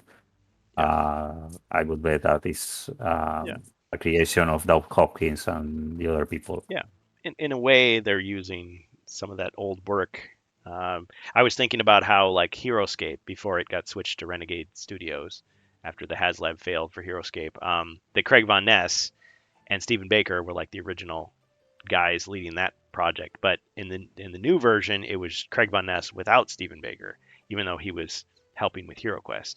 So it's not that unusual that that happens with some of these things, and I don't think it's necessarily bad. It's just that it's just how they Oh no, divide up the work. why not? Yeah, yeah. As long as the concepts that people like are still there, I think it's perfectly faithful to the legacy of a game like that. Let's see. Okay.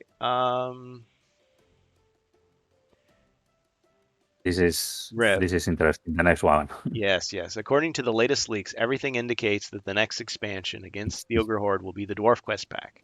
I don't know if everything, but a lot of things. Anyway, there are also rumors about the future release of Wizards of Zargon as the Wizard Quest pack, and as the last expansion to complete the circle of the new edition of HeroQuest. Are you aware of this information? Or are you involved somehow in these expansions? If yes, could you please tell us something about it so all the fans can get even more excited? It's funny because I think of him, he's like in the courtroom. It's like, tell us everything you know. Yeah, Oh, but yeah, we'll, yeah. we'll be very excited Well, if you well, know. yeah, We we want to know. didn't want to pass the opportunity of No, knowing that. So yeah. I'm proud of him for, and you guys for putting up these questions. Stephen Baker says, as mentioned above, I was not involved. I can only speak to work I have done that has been released. Rev says, Well, oh, go ahead. yeah, again, I would Comment. like to remember that these questions were sent to Stephen Baker during November 2023, That's, right after having all around those rumors, okay, yep. about if the Against the Horde was going to be a Dwarf Quest pack and so on. Today, everything looks the opposite, as we know, because we have more information. We do. The back of the box from Mhm. the remakes of Against Yeah. the Horror looks like, the hero included will be probably a couple of druids and nothing Hmm. to care about the dwarfs and so on. But the context is important of this question because it was sent in November Right. 2023. Right. And I acknowledge too that plans change with these things, and the employees of the company themselves, much less someone who's a freelance vendor, can't necessarily comment on certain things. They can make predictions, they can say what they would want, but ultimately they don't necessarily have the final say or the complete picture to present to us. So it's not that they're trying to fool us or lie to us or trick us. It's just that, yeah, things change. And good Yeah. point about the context, because this is January that this was late January that this was posted. So it Yeah, took some time to get those until answers. January, I think Stephen Baker did not answer to Rafa El Vikingo the interview. I bet you he had And to vet those questions with the company to make yeah, sure that he was allowed to release that information. yeah, And they're pretty busy too, so yeah, that could help explain it. Yep.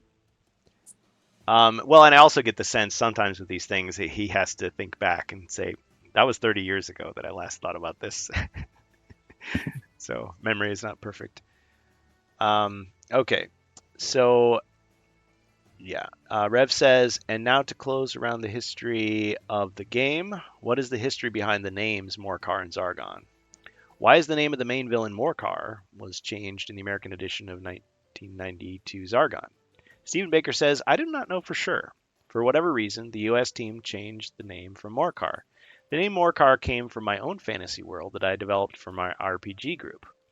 Morcar was the primary dark agent in my world, similar to a Sauron type character.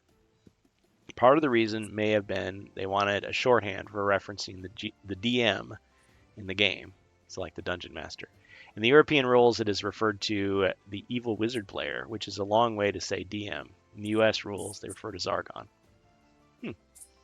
well, another another historical question the fans we have had for since many years ago, right? Yep. Yeah. He goes by many names. The thing is, this answer is so interesting because he clearly makes introduce a separation between the Morcar from Games Workshop and the Morcar from Hero Ah, Quest. Morcar spelled with a K. He was a Chaos Yeah, Warrior from like the old times, like from long before. yeah. But in my opinion, I would like to share with you my thoughts. Probably it's true that he didn't link it, the name of Morcar with Games Workshop, but we should remember that he was a Games Workshop employee, okay, back in Yep, the day. yep, working in the He store. played role-playing games and he liked a lot the fantasy games. So probably he knew the name of Morcar You liked from the it. Games Workshop. Put Yeah, it in he your liked film it and story. he Yeah, used it, and that's all. yeah, But he was a name that he was used to hear something, or maybe he was inspired by it. yeah. Probably unconsciously, okay, but some influence could exist from the Sure. Games Workshop Morcar Yeah, to have taken such name. Sorry, yeah. Well, but it's just my opinion, okay. yeah. Well, in the Zargon name, we see it many places.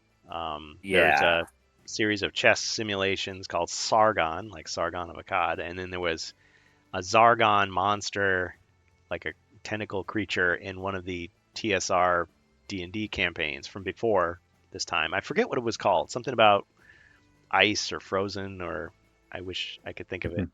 Frozen Terror, not the Frozen Horror, but it was something along those lines. And it's a famous like episode, booklet from the old D&D that Zargon is the bad guy that you fight. So that exists. And then you had Legend of Zagor, Legend of Zargon. So it's Yeah, again, maybe a again, and again. generic bad guy suggesting, evil magic emperor, you know, that's what, so maybe a lot of these game manufacturers hear that, yeah, that's a good name. Let's use that.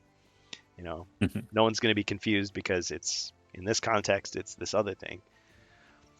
Yeah. Cause, But anyway, yeah, this answer is so important, I think, because yeah, it's a very simple answer he mhm, has gave us, but yeah, it's so clarifying too. yeah. History.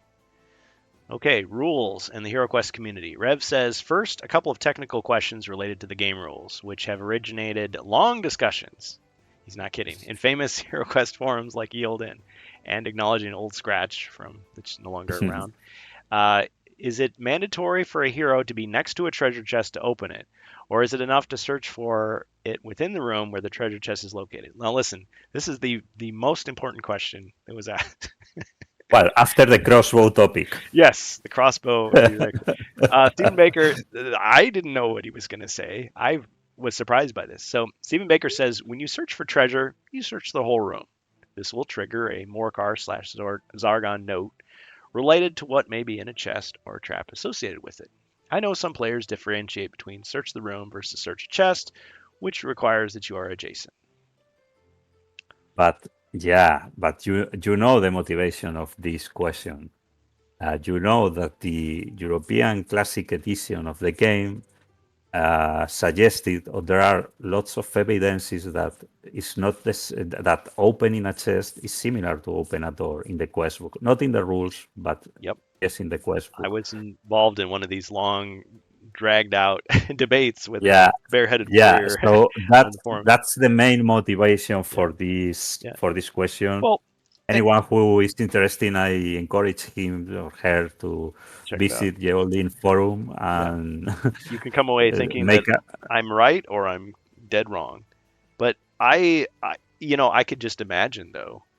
I mean, such a diplomatic answer that he gave. It's like, no, it wasn't like Yeah, that, but a lot of people think it should be the other way. That's fine. Um, yeah, or maybe he don't remember. He doesn't or remember. maybe he doesn't remember. Yeah.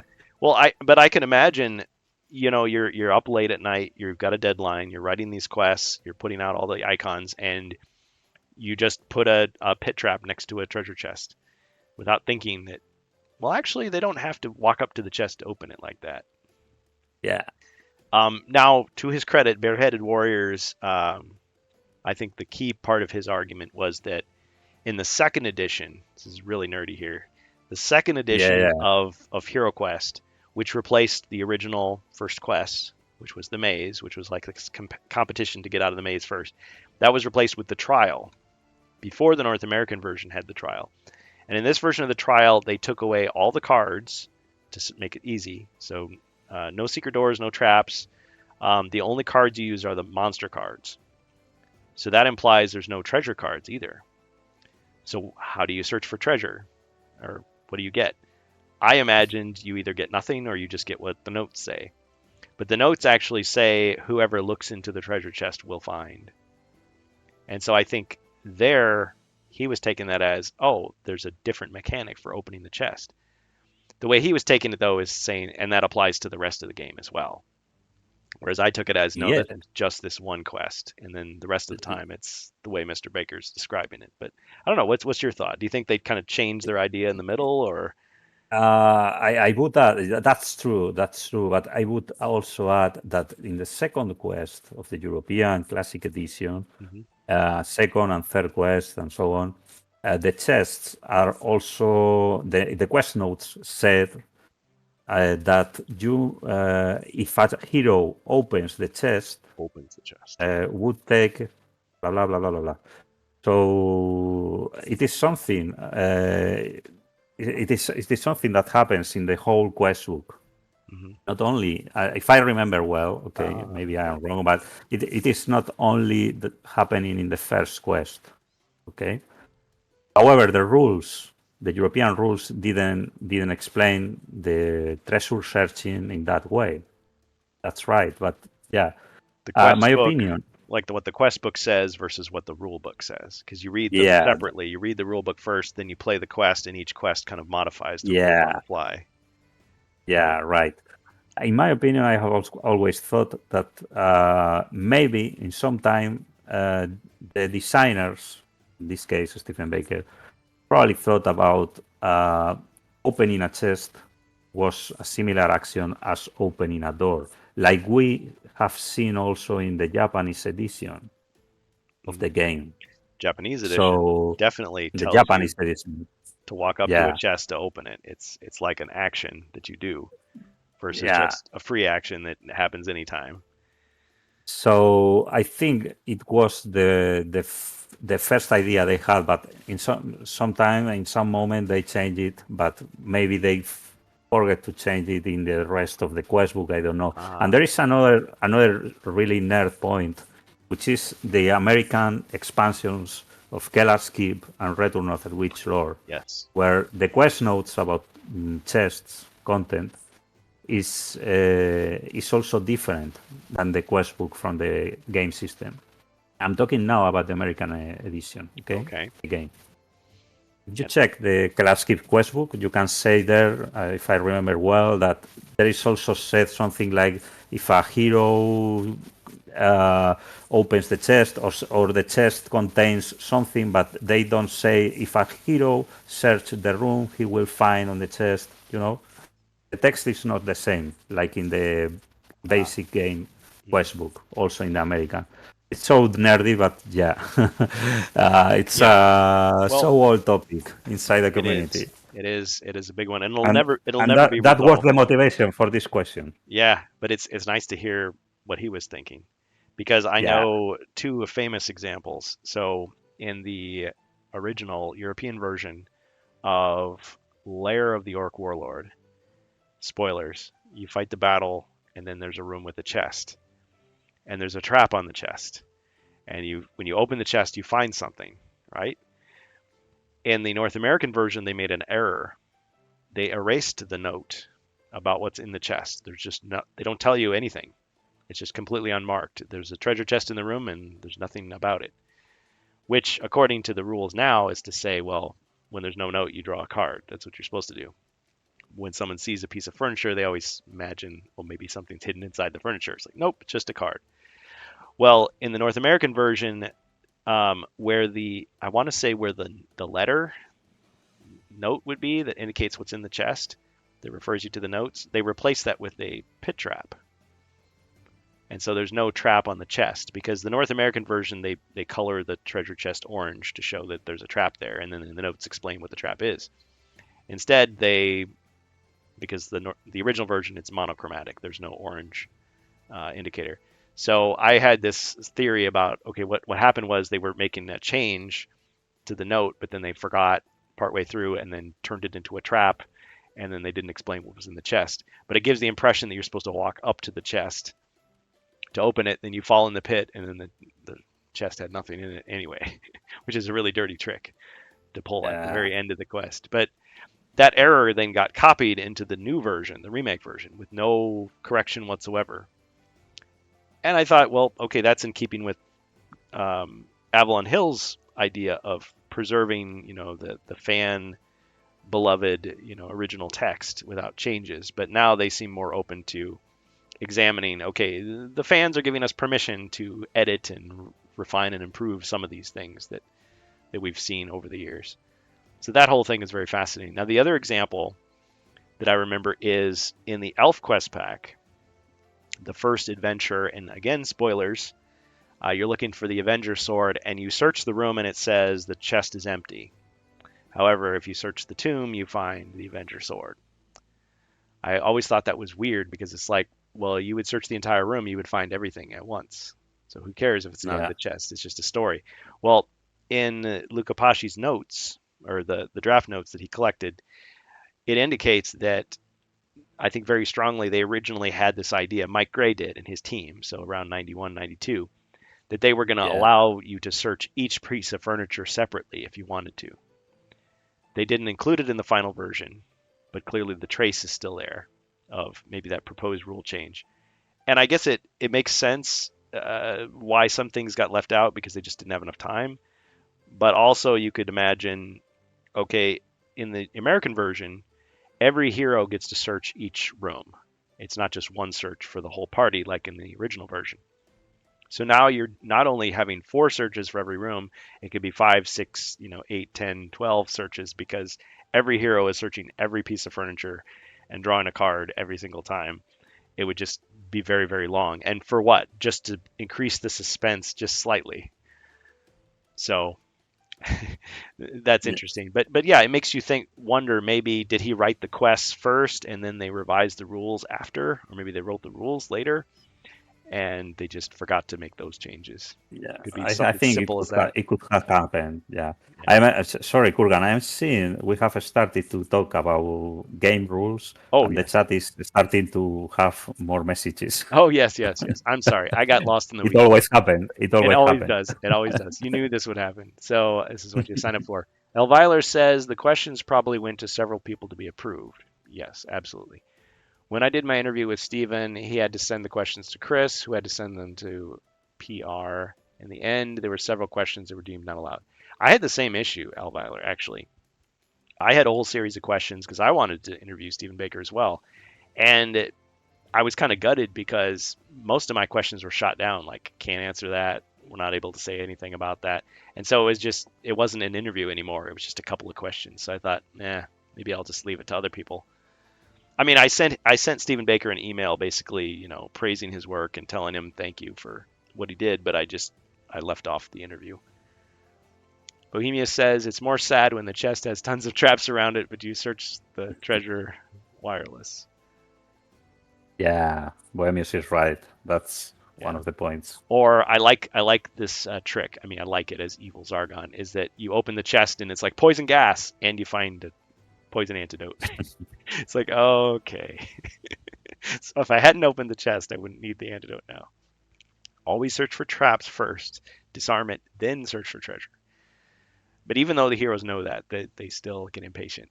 Elviler says, if it's a chest, I homebrew that you have to be adjacent to it. Other furniture I'm not picky about, especially since a lot of the time there are several pieces of furniture in the room. Yeah, and I got the impression that multiple I do furniture. the same as Elviler. Yeah. Well, when we were at Gen Con, one of the GMs there, because they had various volunteers playing the game, he actually had a house rule where you would search each piece of furniture and you'd roll a die. And the dice roll would determine what type of card you would draw. But you could also search like just the floor of the room to get a treasure card. It took a lot longer, but it was much more suspenseful because it's like, okay, who's going to do the next search? Oh man, it could be anything. We might find an artifact, or we might find a wandering monster. Oh yeah, this is an off topic, but we should try to find such quests they have played in the Gen Con. Is there anywhere? Do you know it? Um, so they played Nightfall. I Oh think that yeah. was the only one actually.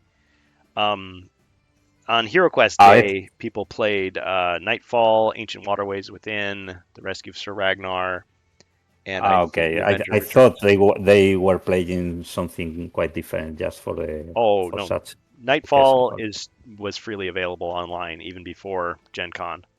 So, but yeah, this Yeah. guy was just using very unique house rules, which I thought was great because I assumed that they would insist at every table, no, no, no, you have to play the official Avalon Hill rules, and he was just like, nope. Okay. We had a great time, but I had to leave. I couldn't finish the game session. It was so long. It was more like one of my game sessions where it drags on for hours and hours. But we were laughing. We were having a great time. Yep. Okay. All right. Rules and community. Okay, so we talked about the treasure chests. Rev Now said, now game's another great topic. oh yes, another. We'll spend 2.5 hours on this next one. Just kidding. Rev said, thanks everybody. Maybe I'll split it up into a two-parter when I put it on YouTube. Um, no, I couldn't do that. Rev says, in theory, it is not the same to see than to be in line of sight. Is this assumption correct? Stephen Baker says, I think that the term to see is used, it is implying that there is line of sight. It is implying that there is line of sight. This is a good point to talk a little about customization. One of the reasons I used to like simpler games is that they are easier to customize and make your own. I used to do this all the time when I was a young player. I would take the war game rules of Grant or Featherstone and adapt them. I think most gamers have had a house rule or two for the games they enjoy the most. Right from the outset, I hoped that players would do this with HeroQuest. It is why the quest book came with a blank page to photocopy and design your adventures. In Europe, there was also a dungeon design kit, which you could buy that came with stickers to enable players to design new adventures for their friends and family. Ah, yes, the adventure design kit. Do you want to say something about that, or should we? Yes, there we have the neutral answer. Yes, but he's saying he wanted you to change it. There's so many people out there that are Yeah. like rules as written, raw. You know, what did the designers intend? They ask on Twitter, X, and Instagram. What's this rule of clarification? I get why they ask, and I respect it too because I want to know what they intended. But at the same time, I'm just going to do it my way anyway.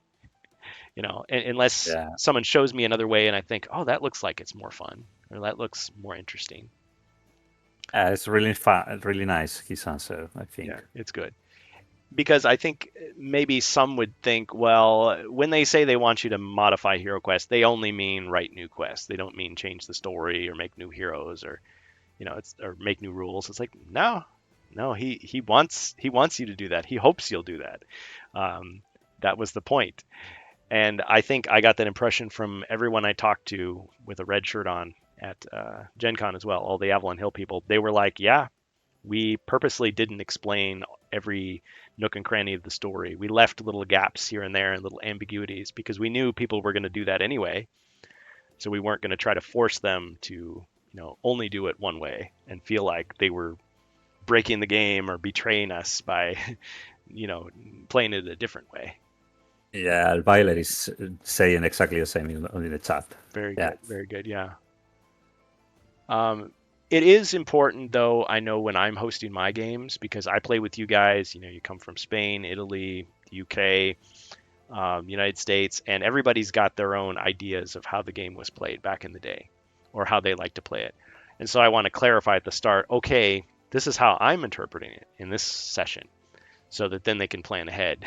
So if they think, oh, well, I have to use up an extra action to open the chest, now they know that they don't have to, they can plan accordingly. So that's more a courtesy to your players. And you try to anticipate some of those questions so it's less confusing because we all have, yeah, maybe 30 years of memories of how to play the game. Let's see. Yeah, the question, Speaking about, Elviler, if it's a chest, I homebrew that you have to be adjacent to it, other furniture. Oh, I already read that one. Sorry. There's a lot of ambiguity in rules as written, and I think that's on purpose. They want us to make our own game. Yeah. And I think these comments from Stephen Baker now further clarify that. as opposed to saying they're embarrassed that they made the game too simple and didn't explain themselves well, and so now they're trying to cover for it and say, "Oh yes, I meant to do that all along." He really does. He has experience being a young player modifying games, and you think of the people in Takara modifying the game, and everybody makes a modification, and it's just expected. It's a good thing to do that. It's not you're playing it wrong. So that's great that he acknowledges that, and whatever really happened. I mean, he wants people to do that now, and he accepts it. So I think that's good and generous too, because some people can be very, I don't know, jealously guarding of their ideas. But one of the ideas was always you make the game your own. I think that's something Chris Nato said all the time. Make the game your own. Avalon Bill said the same thing. I think every HeroQuest player has his own rules. So yeah, even something as simple as the artwork showing one of the characters, like the elf or the barbarian or the dwarf, you'll notice that it's not always the same person. Like maybe he has, it's male or female, or he's a different skin color or different outfit, or his features are different. Maybe he's like an orc or an elf instead of human. So it's just saying, yeah, that's what the piece looks like, the sculpture, but maybe you imagine in your head what the character looks like and it's something totally different. Just let your imagination go. The game is just a stand-in for your imagination. It's not necessarily, he has to be this tall, and or like with Warhammer, the weapon that the figure is holding is the weapon that you have for your stats. Not necessarily true in HeroQuest. The wizard has a staff, but he doesn't get the staff until later. And I always think of Dark World, where you could pull the weapon out of the hand of the figure and put a new figure weapon in, kind of like Legos. yeah. But I go far afield of our questions here. So yeah, definitely ambiguity.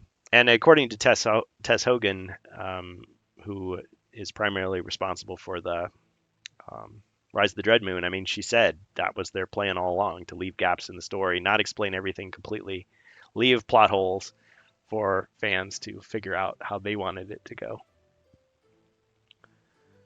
So, okay. Rev says, speaking about Yield In website, thanks to digital forums like this, where fans from every corner of the world have been exchanging information during decades, the flame of HeroQuest has been kept alive.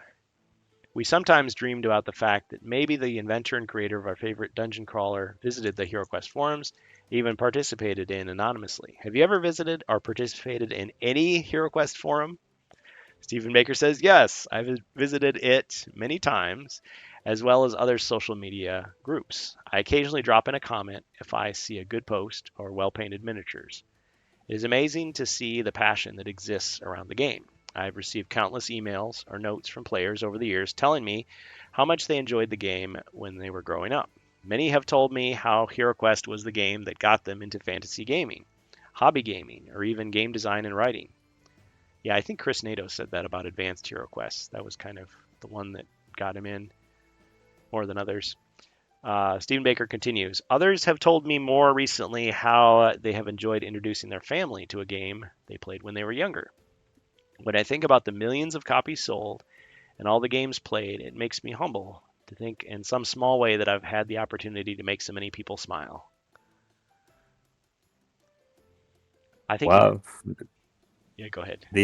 This question, you may know who who asked for it.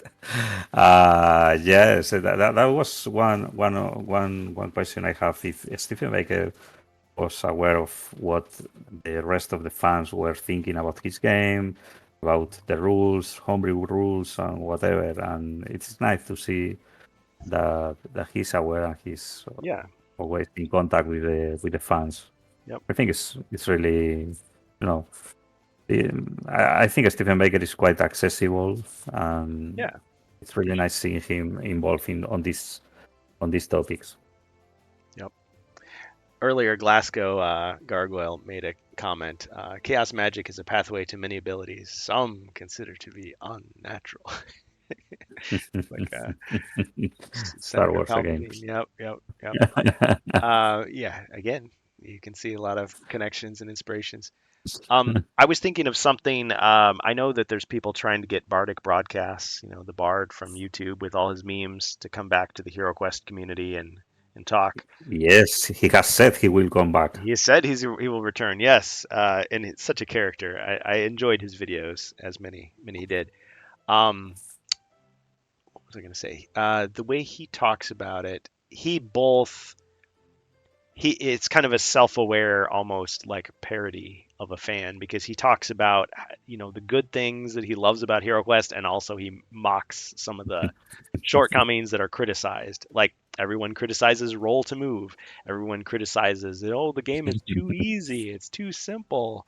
Why is oh, you don't have enough magic, or the card, it's cardboard. All these things that people say. And For me, the Bardic is a genius. yeah, he definitely captured something there. So more to his credit if he comes back. Yeah, but yeah, there's definitely. I think people that make those criticisms are definitely coming from a perspective of, they've played other games that do things differently and they prefer that way of playing. The beautiful thing about it though is that you can go to HeroQuest and you can play HeroQuest that way. You can throw the dice out if you want. You can start using tiles instead of the board if you want. You can add RPG elements. You can give the wizard more magic. You can let him use a sword if you want. It's very easy to do that. And so maybe the rules as written don't appeal to you, but you can make it your own very easily. And it's a cheap way to do it because it's not a $250 game.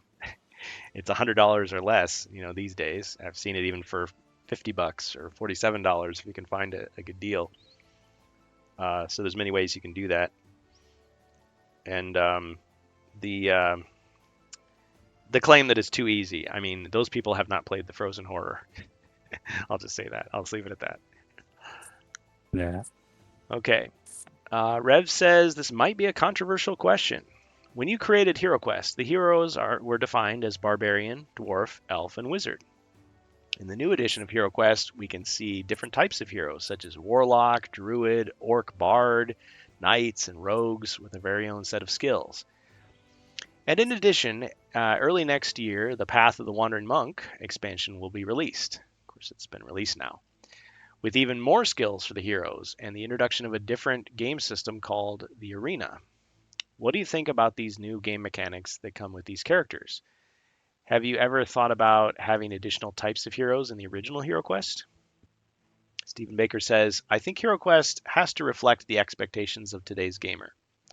When HeroQuest was launched originally, there were a few games to compare it to. If you look at contemporary video games like Gauntlet, you have similar classic characters. It is no different from how D&D classes have evolved and grown. So it's kind of like giving you the heroes that you want to control. So in Gauntlet, you have, let me see if I remember, Thor the Barbarian, Questor the Elf. What was the Valkyrie's name? I want to say I don't remember. it wasn't. Was it Thyra? I don't know. No. And then the wizard was Merlin. Of course, I also think of Golden Axe, which was a little bit later, but you had Tyrus Flare, the Amazon. Yeah. You had Axe Battler, the Barbarian, and Gilius Thunderhead, the Dwarf. Yeah. You're right. Yep. And they all had magic. They just threw the magic bottles up in the air, and then they turned into lightning or dragons or, Yeah, and the barbarian knows magic. Yep. Well, it was the bottles. You just throw the bottles up in the air. Yeah, there was no wizard. There was no fourth character that was a wizard. Well, there was a sequel, but yeah, the wizard was. If the wizard was anyone, he was the one who sent you on your mission, not the one who did the fighting. Okay. Yeah, but that's a good point. Yeah, Gauntlet, classic series. Rev says, as mentioned in the previous question, there is an orc bard as hero character. What do you think about this? It's like baiting him to answer. Stephen Baker says, I have nothing against orc bards, providing they can sing. This is true of all bards. In the RPG campaign I ran, mentioned earlier, there was a bard character. The player would often craft a short rhyme to close each session. In game, he was relentless in his pursuit of recognition. When greeting any new NPC, he would declare, I am Muwalimen Thread. Perhaps you have heard of me? Needless to say, if you had. Well, another neutral answer, Comedy but it is character. nice. It is nice. He has a story behind that. Yeah, and a sense of humor. Yeah. I think one theory I heard, this might have come from Chris himself, was that the bard's face looks like Doug Hopkins, or maybe he was just poking fun at him, but Oh, I don't inspired. know. Maybe yes. Who knows? But I I have not read that. I know in the companion app, the HeroQuest board game companion that you play, there's new artwork in it that's not found in the actual game itself, in the cards, in Yeah. the remake version. And there is a character, I want to say in Nightfall, that I think looks a lot like Avalon Bill with his beard. Oh, And really? yeah, and I will check it.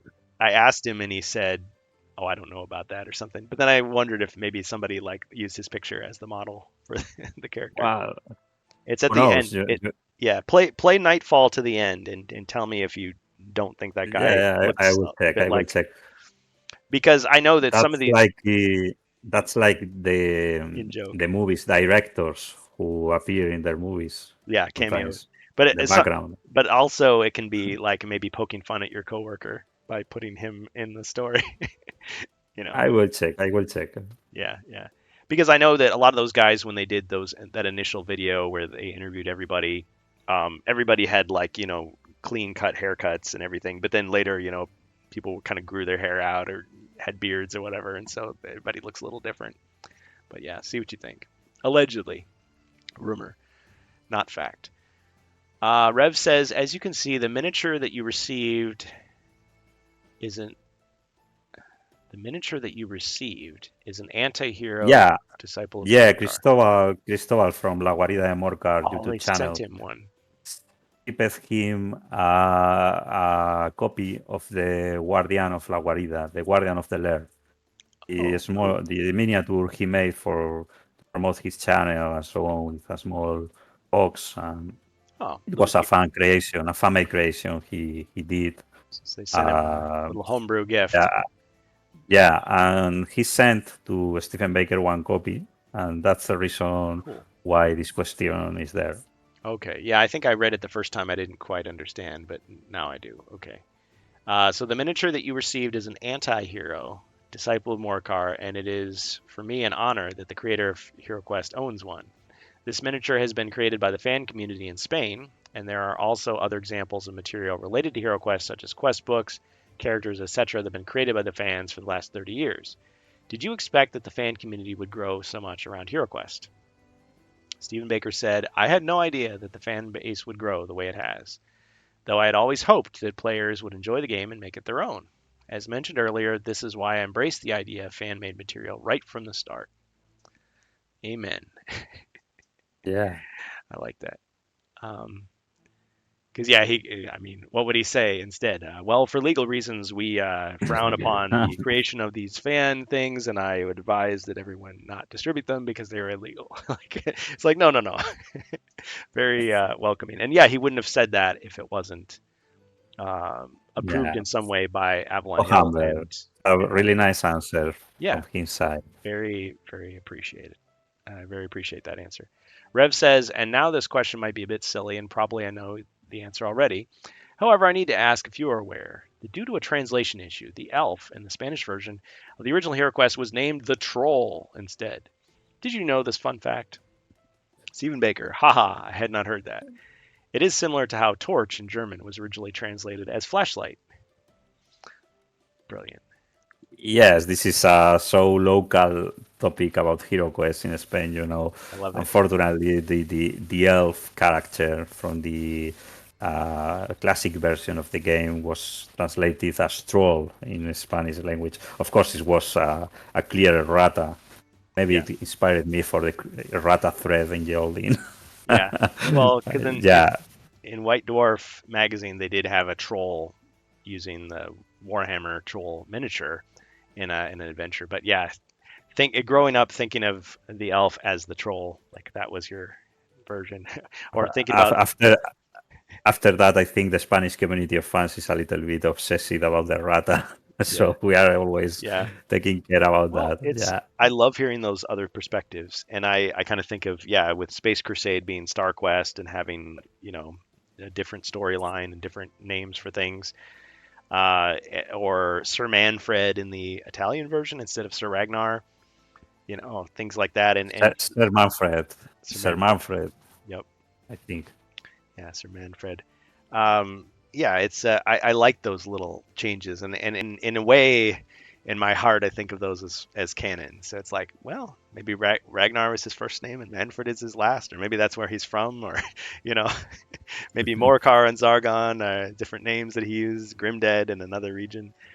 Maybe the troll is maybe trolls and elves are related in this world, or maybe that's what his neighbors call him. Probably The dwarf makes probably fun of him.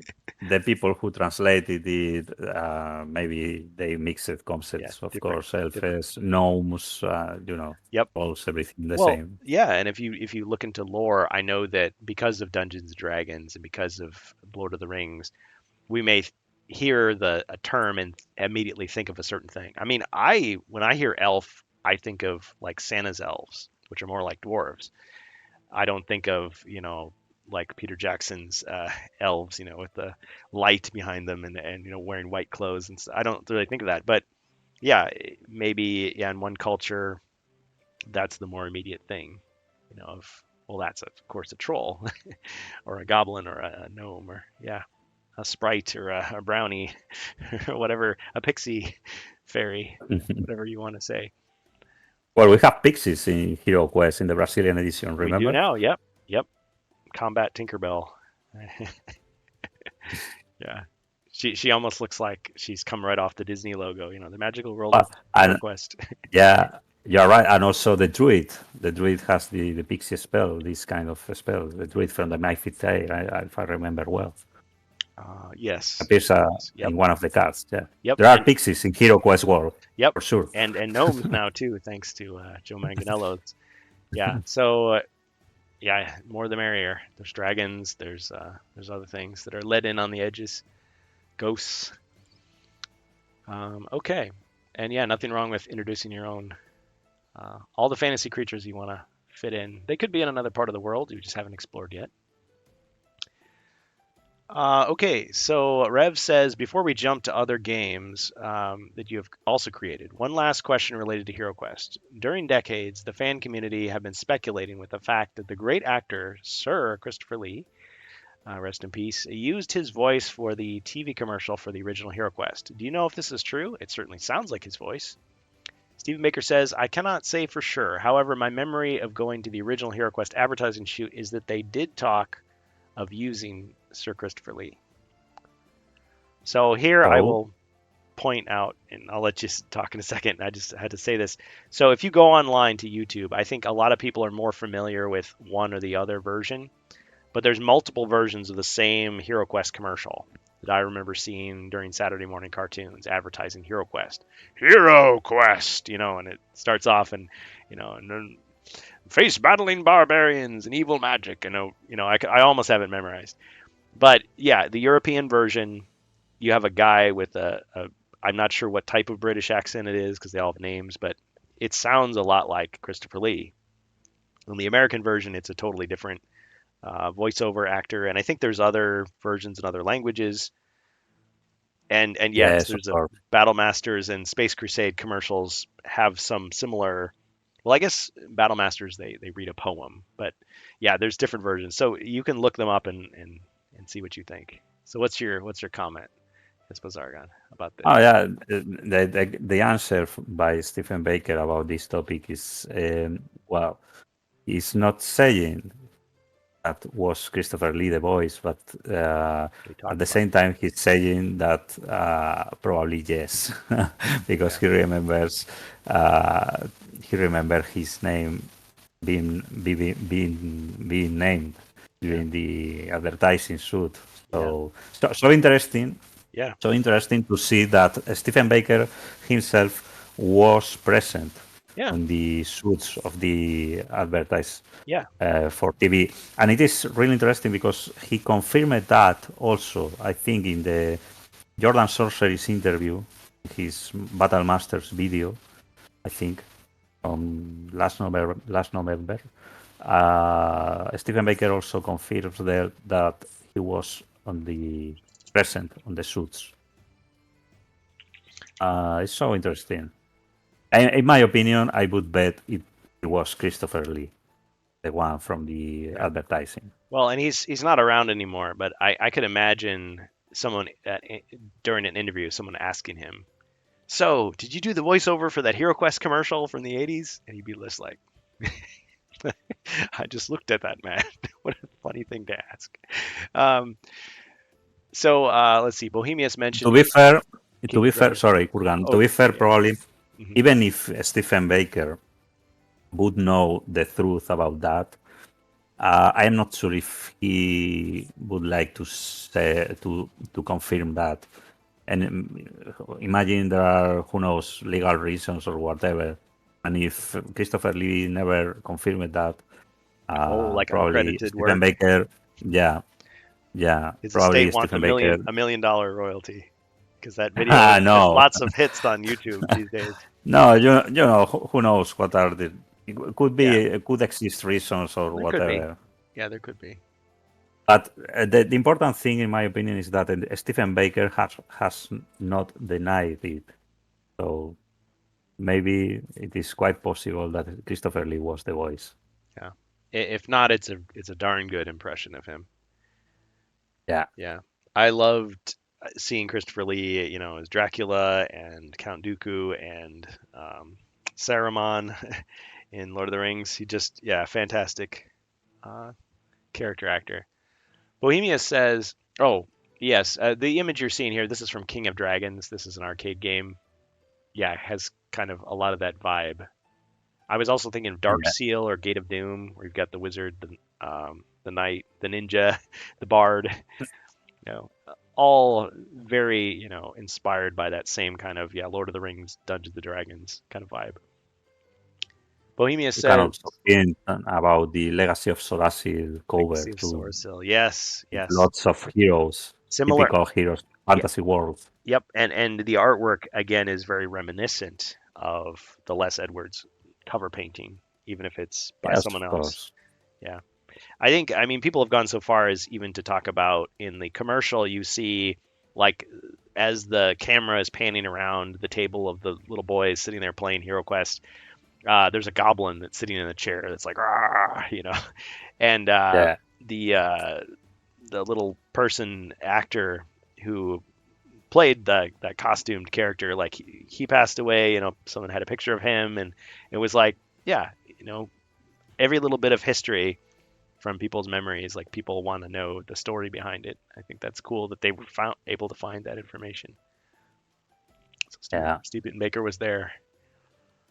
Bohemia says sometimes in that time period, Italian translators change the names if the Italian pronunciation doesn't sound good or sound rude. That's something I had forgotten to think about. I don't know those languages Yeah, to be able to say. yeah, yeah. Bohemians is right. That's something happening with many languages, also with the Spanish one. Yeah, Mhm. Yeah, I suppose with so. everything, with movies, Yeah. games, everything. Oh, yeah. I'm thinking of one of the properties I enjoy, Fantasy Star, um, the Dark Force. This is infamous. So I try to keep things clean on this stream, but he's called the Dark Force, and I think in one of the translations it's the Dark Phallus. It's like, ah, I don't think they want to say that in a kids game. But yeah, so you changed it to something that sounds a little better, a little not cause people to giggle after hearing it. So yeah, something to think of. All right, so back to the interview, which we will get through, I promise. Let's see. Other games. Rev says, let's talk about another great game that you designed, Space Crusade. Do you believe that it could return to the stores like HeroQuest after so many years? I was sad to hear this. Stephen Baker says, I doubt it. Space Crusade was similar to HeroQuest in that it used Citadel miniatures and was more explicitly based in the Games Workshop world of Warhammer 40,000 or 40K. It had Space Marines, Space Orcs, and Chaos Marines. The game was also named differently in various markets, unlike HeroQuest. I like Space Crusade as a game. It was more of an asymmetrical game as opposed to an RPG like board game with a dungeon master. Comments? Yeah. Well, it's so common questions in the social media nowadays, and especially about if you remember, there has been some events these days about Talisman board game and who owns the rights now. Have you heard them? I guess. Yeah. So who Talisman. knows if a Space Crusade could come back again? Yeah. Well, I see it quite difficult Mhm. because 40K universe Yeah. is quite Games Workshop has their hands on such Right. universe, and they will not release them. So it's a so common question. The fans are all around asking themselves, but I see quite difficult I think they in should. Space Crusade again. I think they should keep that question hot in the fire because maybe at some point they will change and decide. I when I was talking with Chris Nato at Gen Con, I asked that same question and he pretty much shut it down to say, yeah, there's problems with it. I mean, at one point, I think in the Discord, he said, no way, it's never coming back. That's it. And then he said, well, there's resistance on both sides, or well, it could happen, but all these other things would have to happen first, and we don't know if that'll happen or not. So, I mean, he got into it with us talking about those things, but I remember thinking, well, why don't they just do a collaboration? It could be a one-off. I mean, just like doing Maybe. Warhammer 40,000 Risk. I mean, that was with USopoly through Hasbro and Games Workshop, and it was an official game. Of course, now it's a collector's item. That would be Yeah, one why not? downside is that if they did a collaboration, it might be a limited time release, and Yes, people would Games be Workshop upset. nowadays Games Workshop makes collaborations, for example, with Fantasy Flight Games Ah, and other companies. yeah, I'm not sure if right now Fantasy Flight still has the rights for that, but they have yeah. had them for So the last, I think, 3 or 4 years or 5. yeah, so Why not? Why not? and there isn't as much nostalgia for Space Crusade in the American market because we didn't have it back then. I mean, I heard about it through Yield In. I saw the flyer and I'm like, Space Crusade. I was like, there's no way I'm ever going to own this game. It's probably, way out of my price range. But I was able to get a copy and I was amazed. But yeah, I can imagine, would I be disappointed to see, oh, Space Crusade is back for a limited time, $500? And I'd be like, I Mhm. want to buy it, but it's not going to be, it wouldn't be the same as HeroQuest, a game for the masses that everyone can afford. It would be, it's gone. Yeah.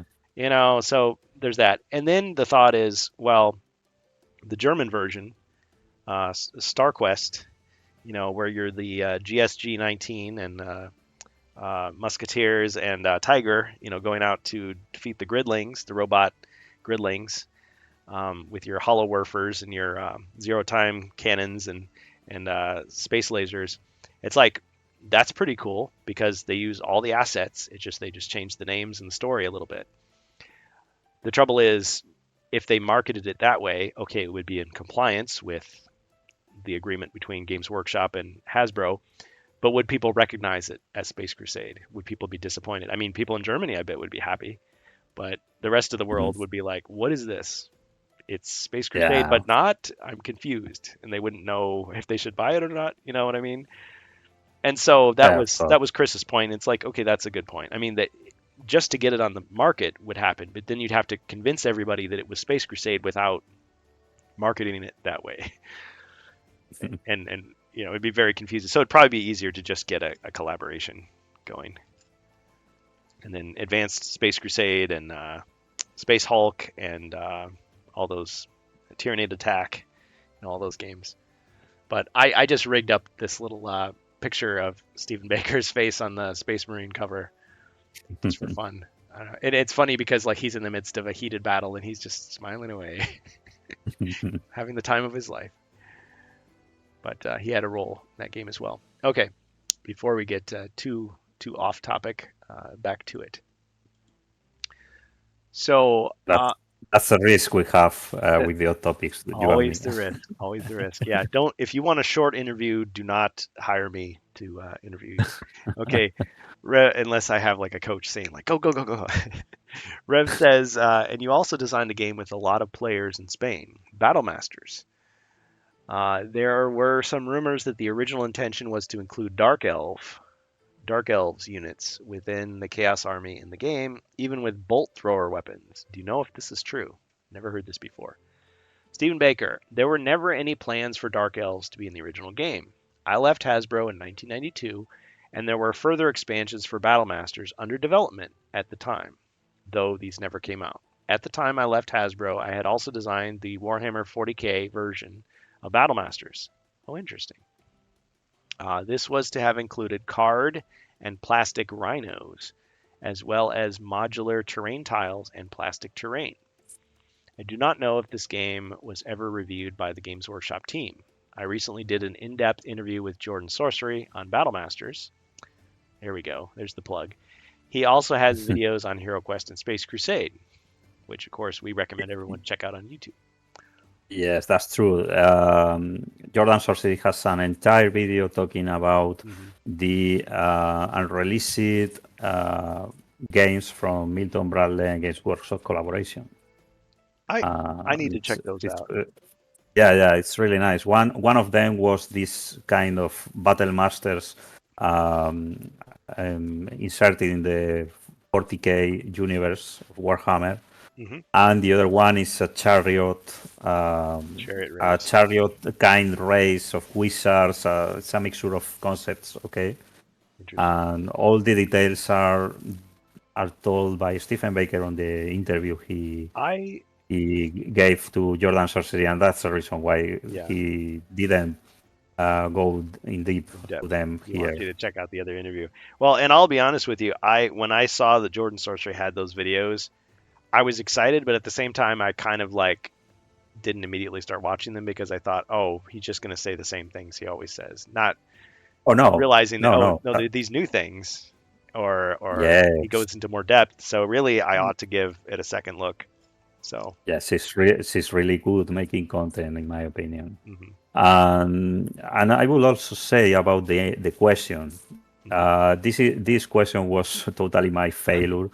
Because the idea of including the possibility of having dark elves inside Battle Masters was an hypothesis I had since some time ago.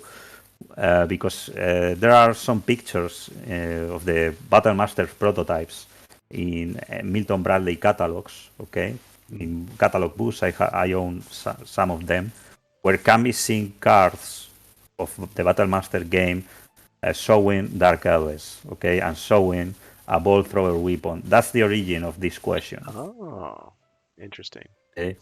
I will try to share some pictures cool. in the end about this, if possible. But yes, in several catalogs appears such picture, and that's the reason why I told Cristobal and Rafa include this question in the set of the interview. Well, and would he have said any more if you showed him that image? I mean, I suppose he could have just said, well, I don't know who did that, or I don't know what, or maybe he would have remembered and said, oh yeah, that was something that they thought about and decided not to. It's interesting because the elves, the dark elves shown, are the ones from the Warhammer Fantasy Battles 3rd edition. They can be clearly seen. It's so funny. Interesting. Yeah. Well, inspiration for homebrew, I guess. I was thinking of you had shown one of those flyers of Space Crusade a long time ago that showed an alternate cover, and made me interested to think, well, I wonder, is that painting somewhere? But I guess not. We didn't find any other version of it that was better quality to see. And also, I noticed there were blue dice in Space Crusade, and so I was speculating, I wonder did they have movement dice at one time and then they changed it to the fixed movement? Is that what those are? Yeah. Because they look like, just standard pip dice rather than Well, why the not? They combat dice. probably experienced Hmm. different concepts playing, and they Yeah, came. Well, Stephen Baker came from HeroQuest, where you the roll to move. movement is governed by rolling dice. So Yeah, why not? In the very first stages of yeah, Space Crusade development, they thought about doing the same. Yeah. yeah. And I actually picked up that idea. I grabbed some blue dice and I added them. And so I played Space Crusade for the first time with my father. He had never played it before. He's always willing to try just about any game. And I just offered. I said, "Well, if you want to, you can roll these blue dice, or you can use the fixed movement." And he always went with the fixed movement, so it didn't matter. But yeah, I just thought, oh, I wonder how the game would play different. Of course, it could have been, you keep rolling 1, 2. You're like, darn it, this is too slow. I'd rather move 6 or 4. Yeah, but it's interesting to speculate about those. Yeah, those unused pieces or changed concepts. Yeah, they put out the mock-up before the final version comes out. So Rev says, um, after Space Crusade and Battle Masters, there is some evidence that Games Workshop proposed the idea to Milton Bradley of launching 2 more board games, one of them related to Battle Tank Wars. But it seems that both companies did not reach an agreement on this. Do you know if this information is accurate? If yes, could you please tell us what was the main theme of the 5th game under this project with Games Workshop? And Stephen Baker. Well, sorry, Kurgan, there is an errata there. No, it's not Battle Tank Works, it's Battle Chariot Wars. But yes, Oh, there is okay. an errata in the text. Okay. Anyhow, continue. Yeah, Continue. because we were talking about the chariots. Yeah, okay. That makes sense. Yeah, yeah. Tanks, yeah. They're made out of coconuts and bamboo or something. Or I don't know. It's like 40K and Hero Quest merged together. So we've got futuristic. It's like He-Man and the Masters of the Universe. Magic and technology. Okay, let's see. Stephen Baker says, I do not know how or why the agreement came to an end. I do know that there was a Games Workshop game being proposed. This was themed around fantasy chariot racing, yes. There were early miniatures in development, and the game involved racing around a surface using movement templates. Hasbro hired me to playtest the game for a day and provide thoughts. The game was never released, and I have no knowledge on what further development may have taken place. This reminds me of something that Craig Von Ness said. I wish I had sat down for a formal interview with him instead of just chatting, although that was fun too at Gen Con. I was asking him something about, how he felt that, a whole another company was just going to be taking HeroScape and developing it without him. And he was saying that actually, and the HasLab campaign, failing. He was saying that actually there's like just dozens and dozens of games that they worked on that never went anywhere. And he still has a lot of them just like in his storage. And occasionally he'll just like take them out and just imagine what it would have been like, or maybe use it as inspiration for something else that he's working on, because he has his own game company as well. So I thought that was interesting to hear. It's just like he was saying something along the lines of, if you're upset that every one of your ideas doesn't get finished and released, you're in the wrong business, basically. Yeah. Because you would be so frustrated because, your initial thought doesn't necessarily go anywhere. But Yeah, for sure, there are tons of unreleased games all around the world. yeah, well, and there's lots of games that were released that you're just like, really? They thought this was going to be good? So yeah, some games that shouldn't have been released get released, and some that ought to have been do not. It just depends on the needs of the time, I suppose. Okay, so personal view. Rev says, currently board games have become an important part of our culture. How do you see the board game industry in general? Stephen Baker says, games have become an intrinsic part of our daily lives. More people are playing more games on more occasions and platforms than ever. Playing strategy games used to be a fringe hobby. It is now mainstream. I do not think this will change. We have long since passed the tipping point where the value of games as one of our standard entertainment options became normality. Digital versions of games expand the breadth of play occasions. Games that might require 3 to 4 players to organize a game night, 10 minutes to set up, 40 minutes to play, etc., are condensed to a 10-minute experience online. This does not detract from the appeal and unique experience of playing in person, but allows for a game to be played more often. I think we will continue to see more innovation in product design. New technologies and game mechanics will create new experiences. However, I think it is important for technology to have a real purpose within a game. There is no value in technology unless it provides something new and different. Yeah, that's I like it. that's definitely the view of a creator, the new Yep. of the author of something genuine and new every time. Yep. Um, Totally agree with his vision about the Yep. games industry and everything. Of course, he knows about Mhm. this topic much more than me. But yeah, Mhm. it's so cool what he says. I agree. Now, I could imagine someone who was opposed to that idea hearing what he says and saying, "Ah, this guy's stuck in the past. He thinks the physical thing is always better."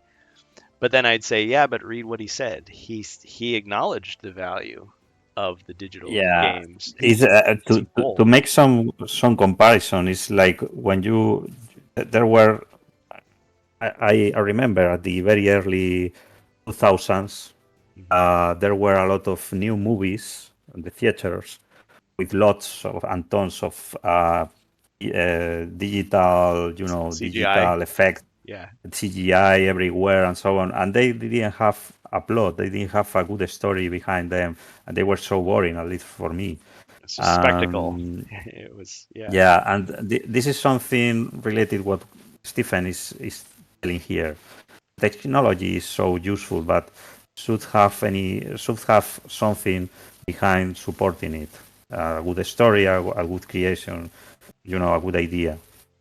Yeah. Uh, Yeah. Eventually, those new novelties will wear off. And after the excitement dies down and we're not impressed by CGI anymore, you still have to have a good movie behind it with compelling characters, an interesting plot, good yeah, story. So, same way with a game. It has to be a fun, good game, not just the novelty of, oh, I'm playing this on my phone. It's got yeah. amazing graphics. Yeah, but what is the game fun to play? That's the point. Gameplay is king. Stephen came from the role playing world. He said it at the beginning of the interview. One of the best things of Hero Quest, I think, is the each game creates a new story. The players finish each quest with a new story they have lived onto the board. Yeah, it's unique. So yeah, a unique story every time you play it. So it is clear that Stephen came from such world, and that's the kind of games he liked to play and he liked to create. And that's really, really good, I think. Yep. Yep, we definitely have created our own stories. I'm thinking of the playtest. I'm thinking of the Mighty Dwarf and his amazing combat prowess. Yeah, for sure. That's just Jess something is that developed. still listening to us, I think, Oh somewhere. yeah, yeah, Yes, he is. he is Yes, we remember the mighty dwarf there. Mighty Dwarf. Thanks, Jace. I still Thanks, think of Jace. I still think of the Mighty Dwarf when we're having our current adventures. And I think of the discussion I had with Icarith. We were talking about just the funny things that we did when we played, and the orc that died so quickly, he became a ghost and just continued to follow the elf around trying to stab him, but he was a ghost, so his sword just went right through it and didn't do any damage. Just funny little things that happen, and yeah, it becomes your own story and adventure. It's an Yeah, endearing thing about the game, and I don't care if the company doesn't acknowledge our little adventure. It's ours. It doesn't have to be official, canon, whatever. Yeah, very good stuff. So Rev says, with your permission, we can discuss more about your personal preferences. Do you play any board games currently? Stephen Baker says, I do not have the time I used to for playing games. I've been building many small businesses for the past 4 years, and much of my game playing time has been invested into playtesting new games. I try to arrange a few tabletop battles, mostly Napoleonic. I also enjoy games like Memoir 44, Napoleon, Ticket to Ride, and Carcassonne. Carcassonne? Ticket Carcassonne. Carcassonne. Ticket to Ride is the only one of those that I've heard of or played. Also play a lot of Hearthstone. Rev says, which ones would you recommend based on your experience as designer and creator? Stephen Baker. It really depends. Games are like books and movies. There are different styles and genres. What I would recommend depends on what you like. That being said, there are two games above I would recommend players try if they like military or historical based games. The first is Napoleon. It does a great job of capturing the flavor of the Waterloo campaign.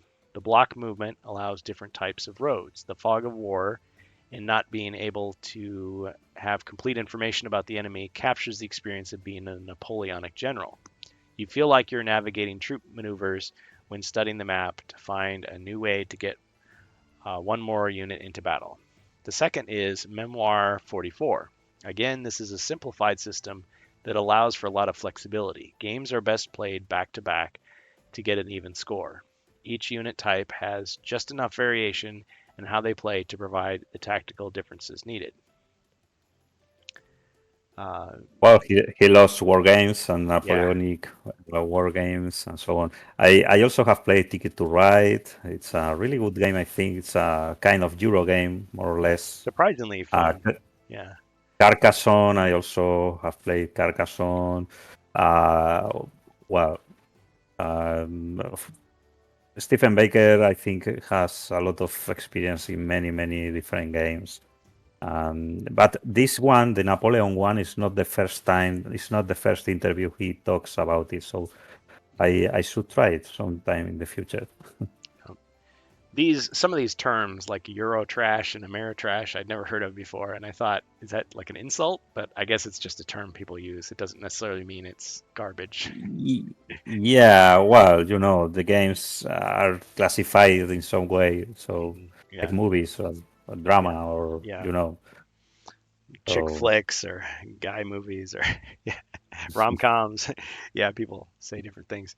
Okay, so he says, Rev says, what type of games do you prefer? Card, RPG, war game, Euros, Ameritrash, or other? Stephen Maker says, I think for the most part, I like war games and RPGs, though I have not had a regular role play group since 2019. sadly to hear that. Yeah, well, we had COVID and everything, so that did. Yeah. I mean, some people played more games as a result of that. But yeah, if you were going out to meet with people in public places to play big gatherings of games, I suppose that would be much more difficult, or even just inviting people into your home that aren't, Yeah. family. It's hard. Rev says, in the HeroQuest fan community, many of us are not just board game players, but also collectors. Do you keep any copy of the games that you have created? Stephen Baker says, I usually get a few copies of all my games. However, over the years, these have dwindled, lost, destroyed, had a couple of basement floods, or given away. I have a couple of pristine HeroQuest, Battlemasters, and Space Crusade games. I do not have a full set of expansions for any of them. So already I'm Interesting. imagining fans like saying, we need to fundraise to get him a copy of each of these. Well, I know some fans, Catherine Connors, who wrote many of the quests for Mage in the Mirror. Some people got Yeah. together some money to send her a copy of the remake version, which I thought was Yeah. cool. And I mean, it was saying like, oh, they didn't give her a complimentary copy. Oh, that's too bad. But okay, let's make sure she gets one, and that was nice. And Elviler had a nice article about it on elviler.com, which you should check out. It was a really hard investigation, about it. Hmm. Yeah, very interesting to historian-minded fans like us. Rev says, when we look at the back of the original HeroQuest box or the TV commercial, we can see something that looks like a prototype of the game because the miniatures have round bases. The furniture is different, and the symbols on the dies also look different. It would be amazing for the fan community to see any prototype material from the very beginning when HeroQuest was just a concept. Do you keep any prototype of the original HeroQuest? If yes, would you mind sharing any image of those prototypes someday? Stephen Baker says the prototypes used in the commercials for HeroQuest, Space Crusade, and Battlemasters were all pre-production copies. These often had earlier artwork, text, and metal miniatures instead of plastic. They were very close to final, but prototypes nonetheless. I was often the person who had to cut out and assemble these. I would attend the box photography shoots and the TV commercial shoots. I would be responsible for the prototype and to make sure things were set up accurately. I do not have any of these original prototypes.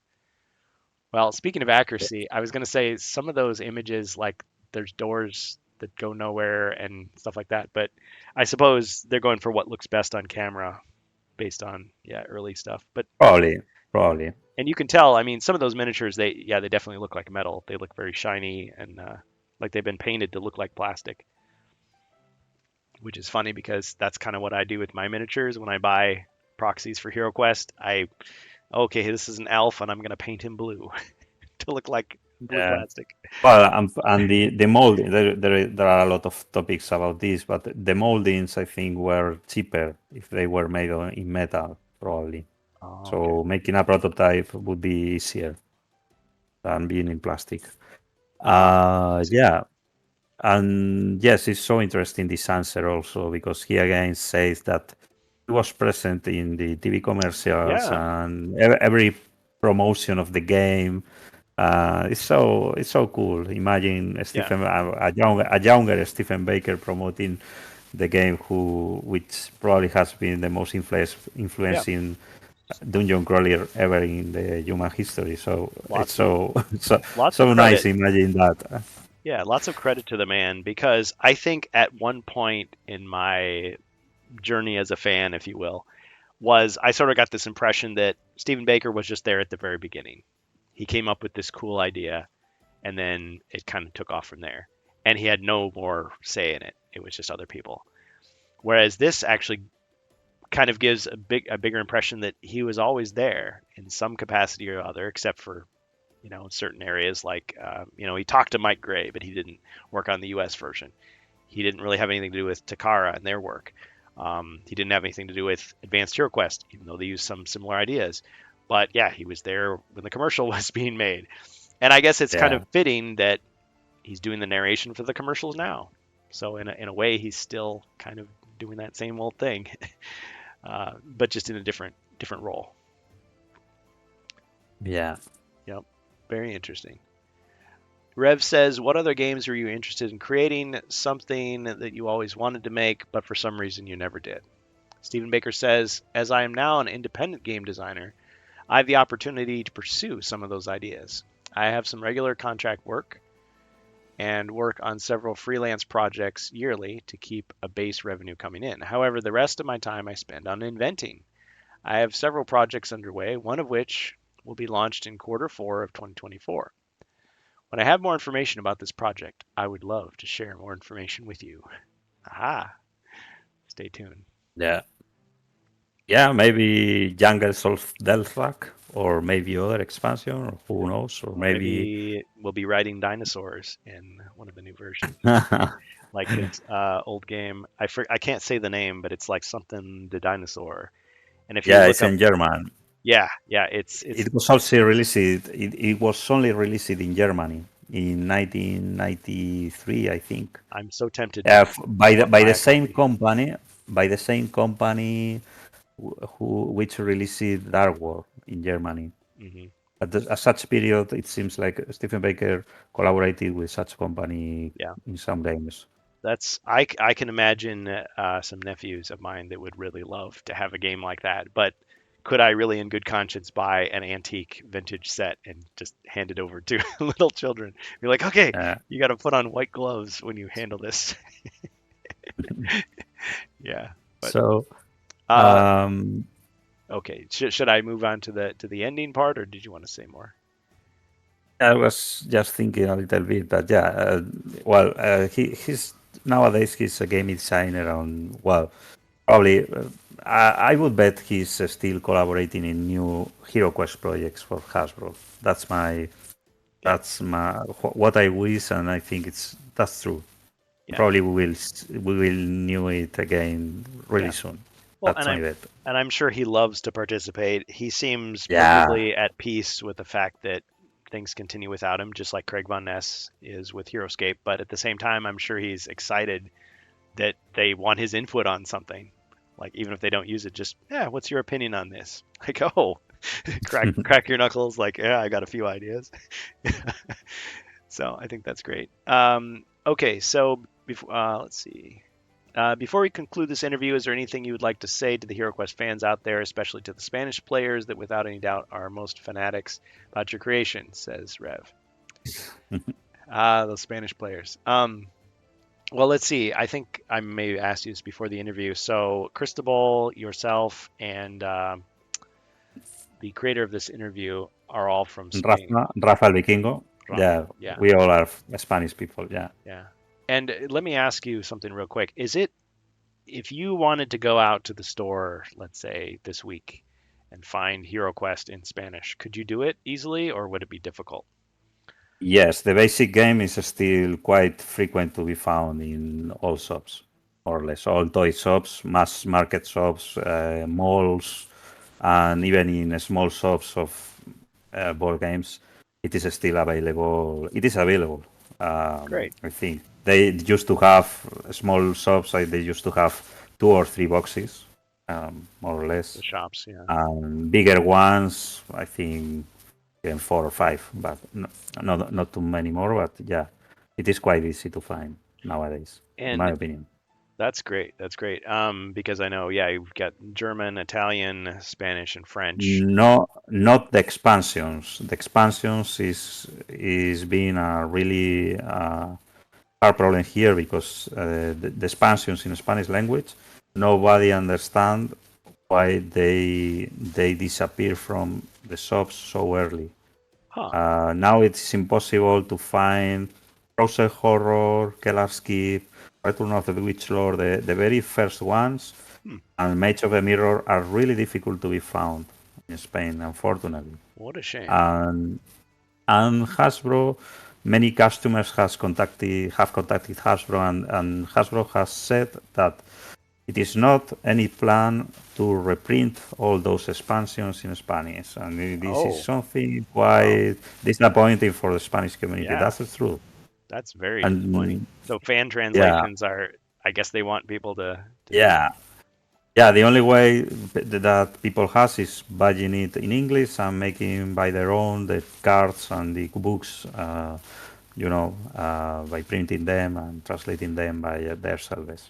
Did I hear though that I swear I heard this before, is that they actually replaced some of the cards because the Spanish translations were poor or not, like things were mistranslated. Like there were a lot of Uh, errors. Well, in my opinion, the translations of the remakes are not so bad, but yes, some errata appears. The very long thread we have in Geol in. You can check there how many erratas there are. Yes, in the very first version of the basic game box, appear the hero cards were all mistaken because all the heroes started with if I remember well, with a dagger, could be, or with a sword, a broadsword. I don't remember now, but it The was really wizard funny because gets the broadsword. yeah, even the wizard, I don't remember well, but yeah, yeah. But Hasbro sent a full set of corrected cards to Well, those that's good. customers, and in the second version, the V2, all of that was totally corrected. But apart from that, I think there are not too many issues with the ratas, or Yeah. yeah, it was just at the very beginning of the Okay. release. I wanted to get your feedback. Yeah, and I'm thinking, okay, so yeah, getting the perspective of Spanish players, Bohemius helping us with the Italian experience. I know a few fans from the French community, but unfortunately, we haven't really gotten them in here. I don't know if maybe their English is good enough for us to communicate, but I'm always interested to hear like, yeah, how's it going in these different countries? Like, and yeah, is there more demand that they're not able to fulfill, and fans are having to kind of pick up the slack to kind of do it themselves. But I suppose that goes back to the other comment about how even if all the expansions are not available to you, at least if you have the game system, your imagination, you can create. You can create on Yes, your of own course. everything. It's more work, but you can do it with a game Yeah. like this. But wouldn't it be nice to have them? I've always said, just for old time's sake, all the countries that had HeroQuest originally ought to have it again. Those fans are out there. But they've got to still got to make the decision if they decide it's worth spending the money to reach those people, you know. But you have online stores and things, so things are different. It's not quite the same as it was in 1993 or whatever. So Rev says, oh no, yeah. Stephen Baker's response to Rev is to say, huge thank you. It's always a pleasure to hear from you. Whenever fans contact me, I always make an effort to respond. It is always so rewarding to hear your stories and memories of playing HeroQuest. I've been touched by the way playing HeroQuest has impacted many of you. For some, it's just a treasured memory with friends or family. For others, it's an inspiration for things to come. Rev says this interview is a dream come true, not only for me, but also for all the fan community behind. It will keep the HeroQuest game alive for another 30 years. Right on. I hope you had fun answering these questions and maybe bringing back some good memories for your amazing career. Thanks again for your time and for creating the best dungeon crawler game ever made. All the Warhammer Quest fans are upset about this one. I'm kidding. Maybe. Stephen Baker says, thank you. It was my pleasure. I appreciate you sending me the Guardian of the Lair miniature. There it is. Yeah, Guardian of the Lair. It was very cool fan creation. End of interview. Okay, well, I know everybody's been very patient. I would like to open up the floor then, if you've still got energy. Hispazargon, give your closing comments, and any of our Yeah. guests who would like to maybe ask a question or two. Yes, Kurgan, I would like to say first a big thank you to Rafael Vikingo for organizing this awesome project to interviewing Stephen Baker, the legend for many of us about this beloved game. Yes, thank you, Rafa. Thank you. Thank you to Cristobal for contacting me while I am in close contact with him because I collaborate a little bit with his YouTube channel. But Cristobal, thank you very much. Muchas gracias a los dos por contar conmigo para este proyecto tan enorme. And yes, and it has been a really great experience thinking about what to ask to the creator. So nothing more from my side. Let's continue with the chat. If anyone has any question, like Kurgan and me would like to answer whatever you want to know. Yeah. Maybe all of them are sleeping. I don't know. That soothing voice, it's like Bob Ross. People listen and. Well, I'm seeing we have been talking for 3 hours and 8 minutes. Oh, why? It's a record, a short discussion for us. I think the two of us have talked longer than that before. Yeah, I'm for sure. on my third or fourth throat lozenge to keep my voice going. But yeah, Glasgow Gargoyle or Jacer. Got anything you want to ask Hispazargon while he's here, or anything you wanted to comment on from the interview? Or I suppose we haven't even gotten much into the new expansions other than what we've said so far. Yeah, probably there is a lot of discussions all around there. Mm-hmm. I enjoyed talking with Glasgow about Against the Ogre Horde from a perspective of a UK player.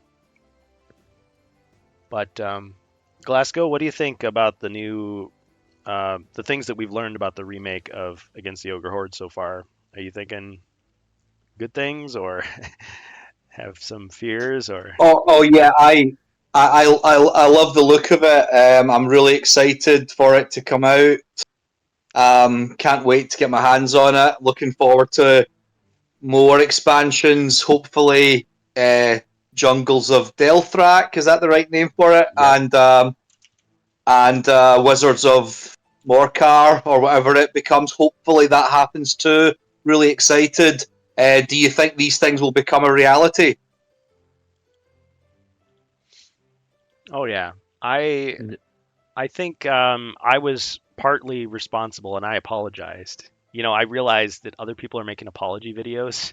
Like I was apologizing for floating the idea that, well, maybe HeroQuest will be canceled. Maybe they'll cancel these new expansions. Maybe the layoffs were just the beginning. And I was completely wrong, and I'm glad. And actually, Cristobal, he apologized for some of the false rumors that he got about against the Ogre Horde in Jungles of Delthrak.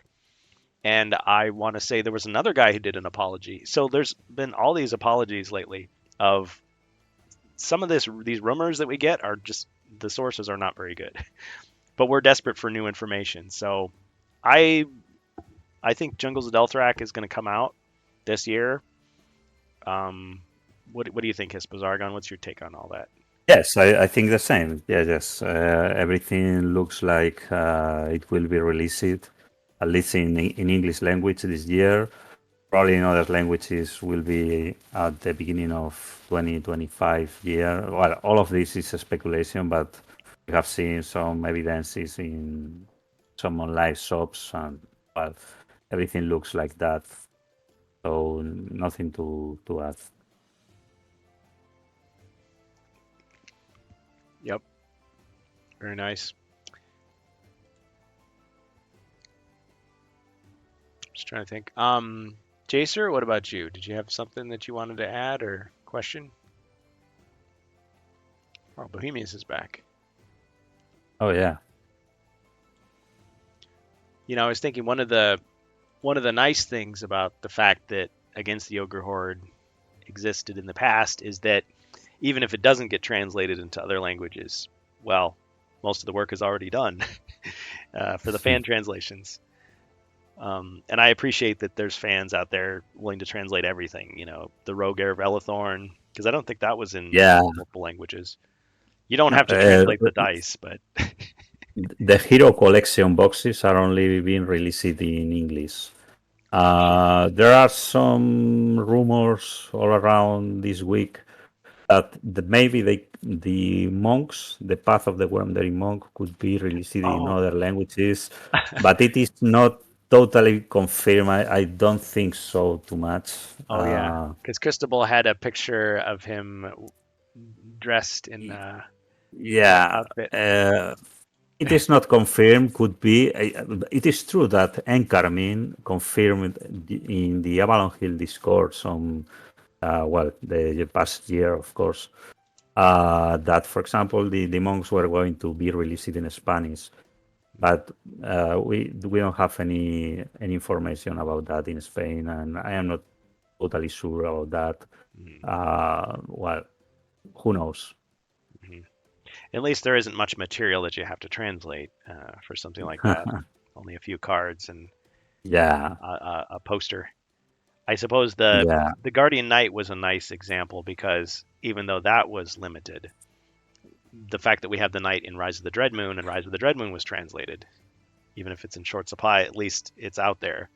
People know how to translate that information. It's present in another form.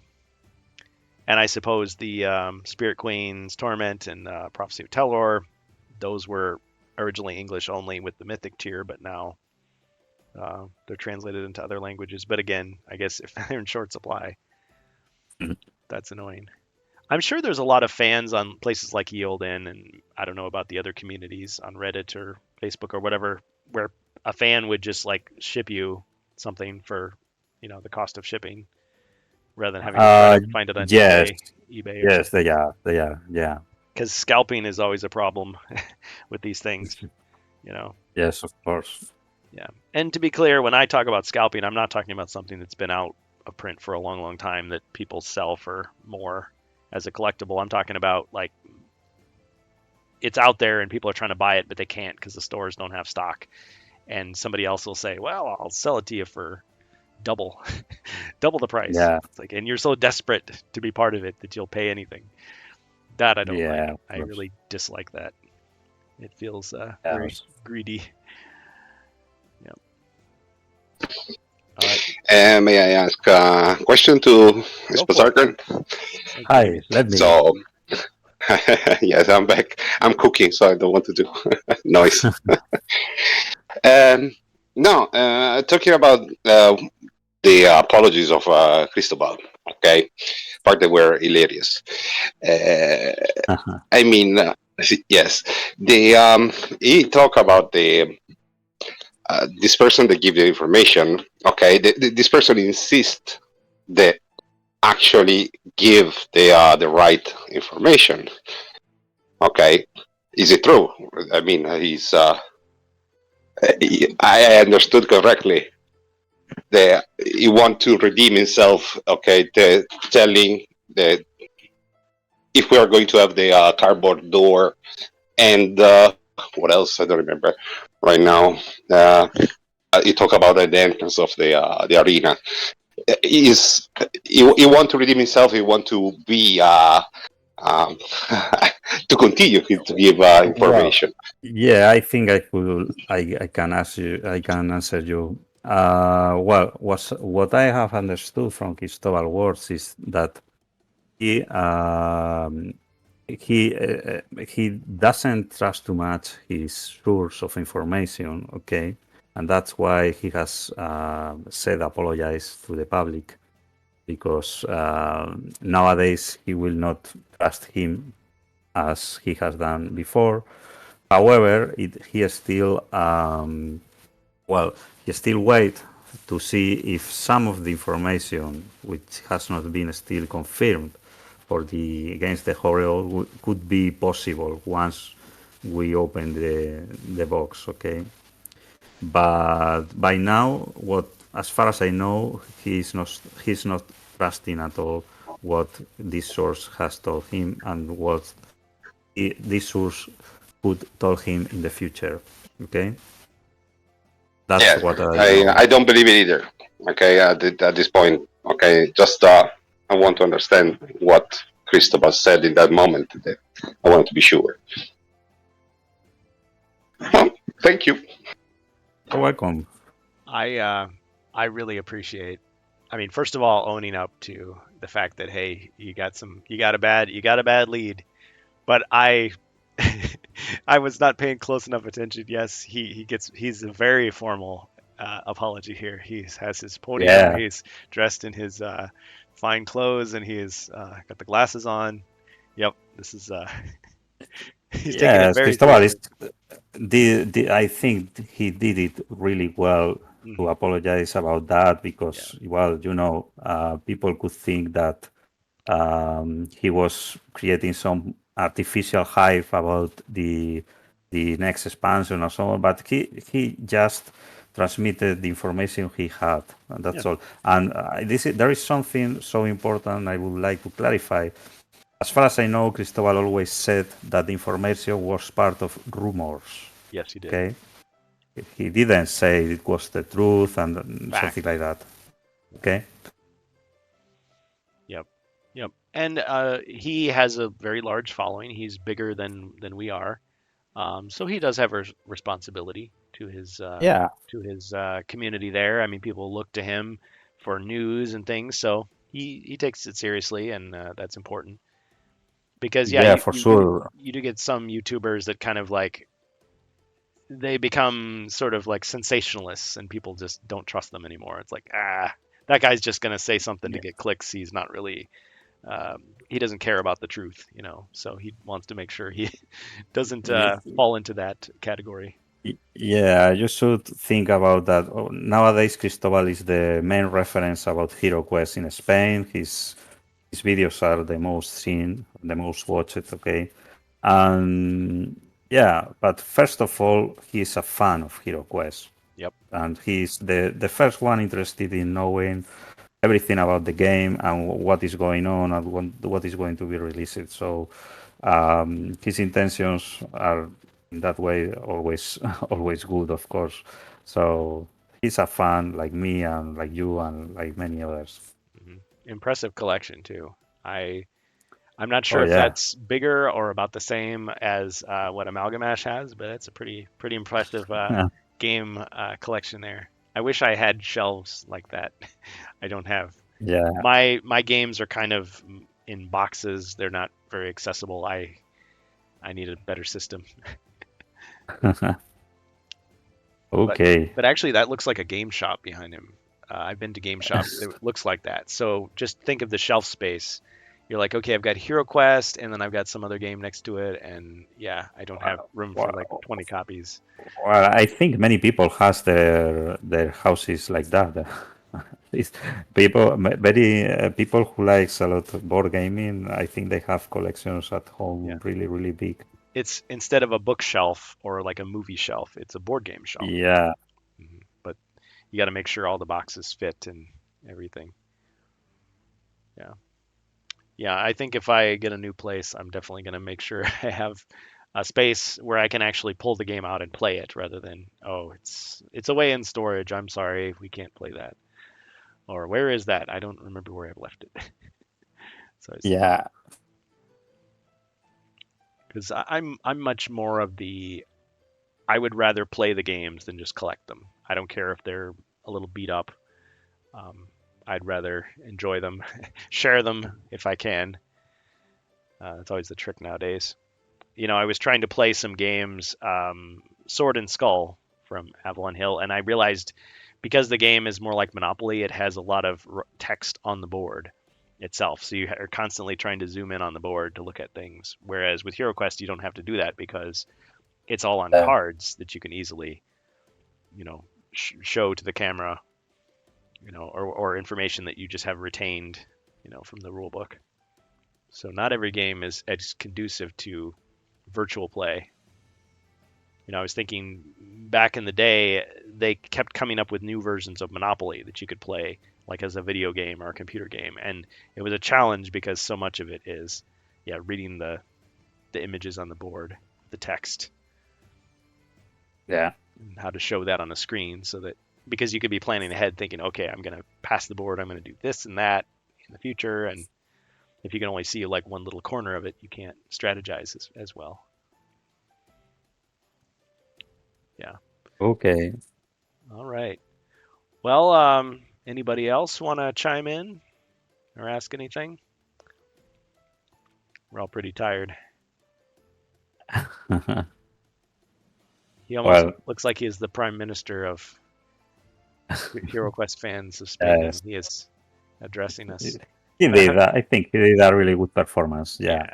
Yeah. I'll have to take a look at the rest of it. Yeah, it's important, even when you have to own up to a mistake, to do it with dignity, and grace if you can, graciousness. Yeah. Rather Okay, than Kurgan. I'm gonna yell at Thank you very, thank you very much for inviting me to your channel. My pleasure. And it's always an honor for me being here, and I enjoy a lot. It's we have really common hobbies. Thank you very much. Thank you very much for sharing this. Let's see you in next sessions and any other future collaboration. Oh yeah, I enjoy these collaborations, and I know it's hard to work out everybody's schedule, especially when we're on different time zones, different regions. Yeah. And I'm sure the people that I want to interview in the future are probably looking at this and going, "Man, I've really got to talk to this guy for 5 hours. That's no, thank you." Trust me, I can be flexible. If you watch the videos I did with Amalgamash, they were very short compared to this. So I'm willing to work with other people and be flexible. And if they want me to talk more than they talk, that's fine too. We can work something out. We can figure it out. So yeah, Right. thank you as well. And of course, thank you to Cristobal and Rafa and all the Spanish And fans Stephen Baker. and Stephen Baker. Yeah, not only for his work in HeroQuest, but keeping us in the loop about some of these things. Yes, of course, the legend. Yep. And of course, Jordan Sorcery, Amalgamash, other people we've mentioned in the course of the stream, always bored, never boring. I'm sure Sir El Dash will have Weiler. something to say. Yeah, Elviler at elviler.com. And all of our friends in the chat. Okay. Anybody else? Any closing thoughts before we end the stream? Again, sorry we couldn't do a game tonight. We're still planning to do a game tomorrow. Yeah. I hope it's because Zargo one time is going to play with us. Just that. Okay. Yeah, that would be great. I will try to have time. Yeah. Yeah. Well, I mean, if we just think about if we didn't have this interview to do, you could have played Mage of the Mirror with us. We have a Space Crusade game pending. Yes, we do. We absolutely do. And I'm glad you reminded me. Yeah. We'll have to figure it out. See, the trouble is with my time, my work schedule, I have to make sacrifices. So if I do something else on one of those days, that means we postpone HeroQuest. But I guess the fact that everybody knows HeroQuest is coming back, it doesn't have to be a fear of loss, of missing out. So yeah, Space Crusade. Amalgamash did those Lone Wolf videos. I really wanted to do my own Lone Wolf videos, but I wanted to wait until I'd kind of come up with a plan of my own, not to look like I was copying him, because I really love the Lone Wolf books, but it's just been so long. So there's definitely other things that I want to do, but we just got to figure out when to do them. So, but Friday does seem to be the time to do them, although occasionally I have done things on a Tuesday. So, all right. Well, thanks everybody. Thank you so much. Appreciate it. And definitely check out these videos that others have shared. And we can see if there's anybody around that we can raid at this time.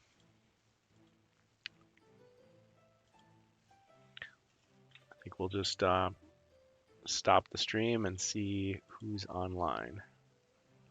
Looks like we've got Next Level Painting or Keru, stop the stream. WS or Knucklehead. Knucklehead's playing League of Legends, so I've always joked about League of Legends. I don't know. Does anybody have any preferences? Who we should raid? Did you cut off? Yeah. Wait a minute. Hold on. Christabel is in the chat. We just miss him. Not really. I think not, or yes. Who knows? He says, "Hello there. That is Christabel." Oh no, he's just talking about it. I thought maybe that was him for a second. Okay. Yeah. I was confused. It's like, let's start over. No. Yes. Okay. Yeah, that's okay, Kurgan. Okay. Have a great evening. Thank you. Thank you very much, Kurgan.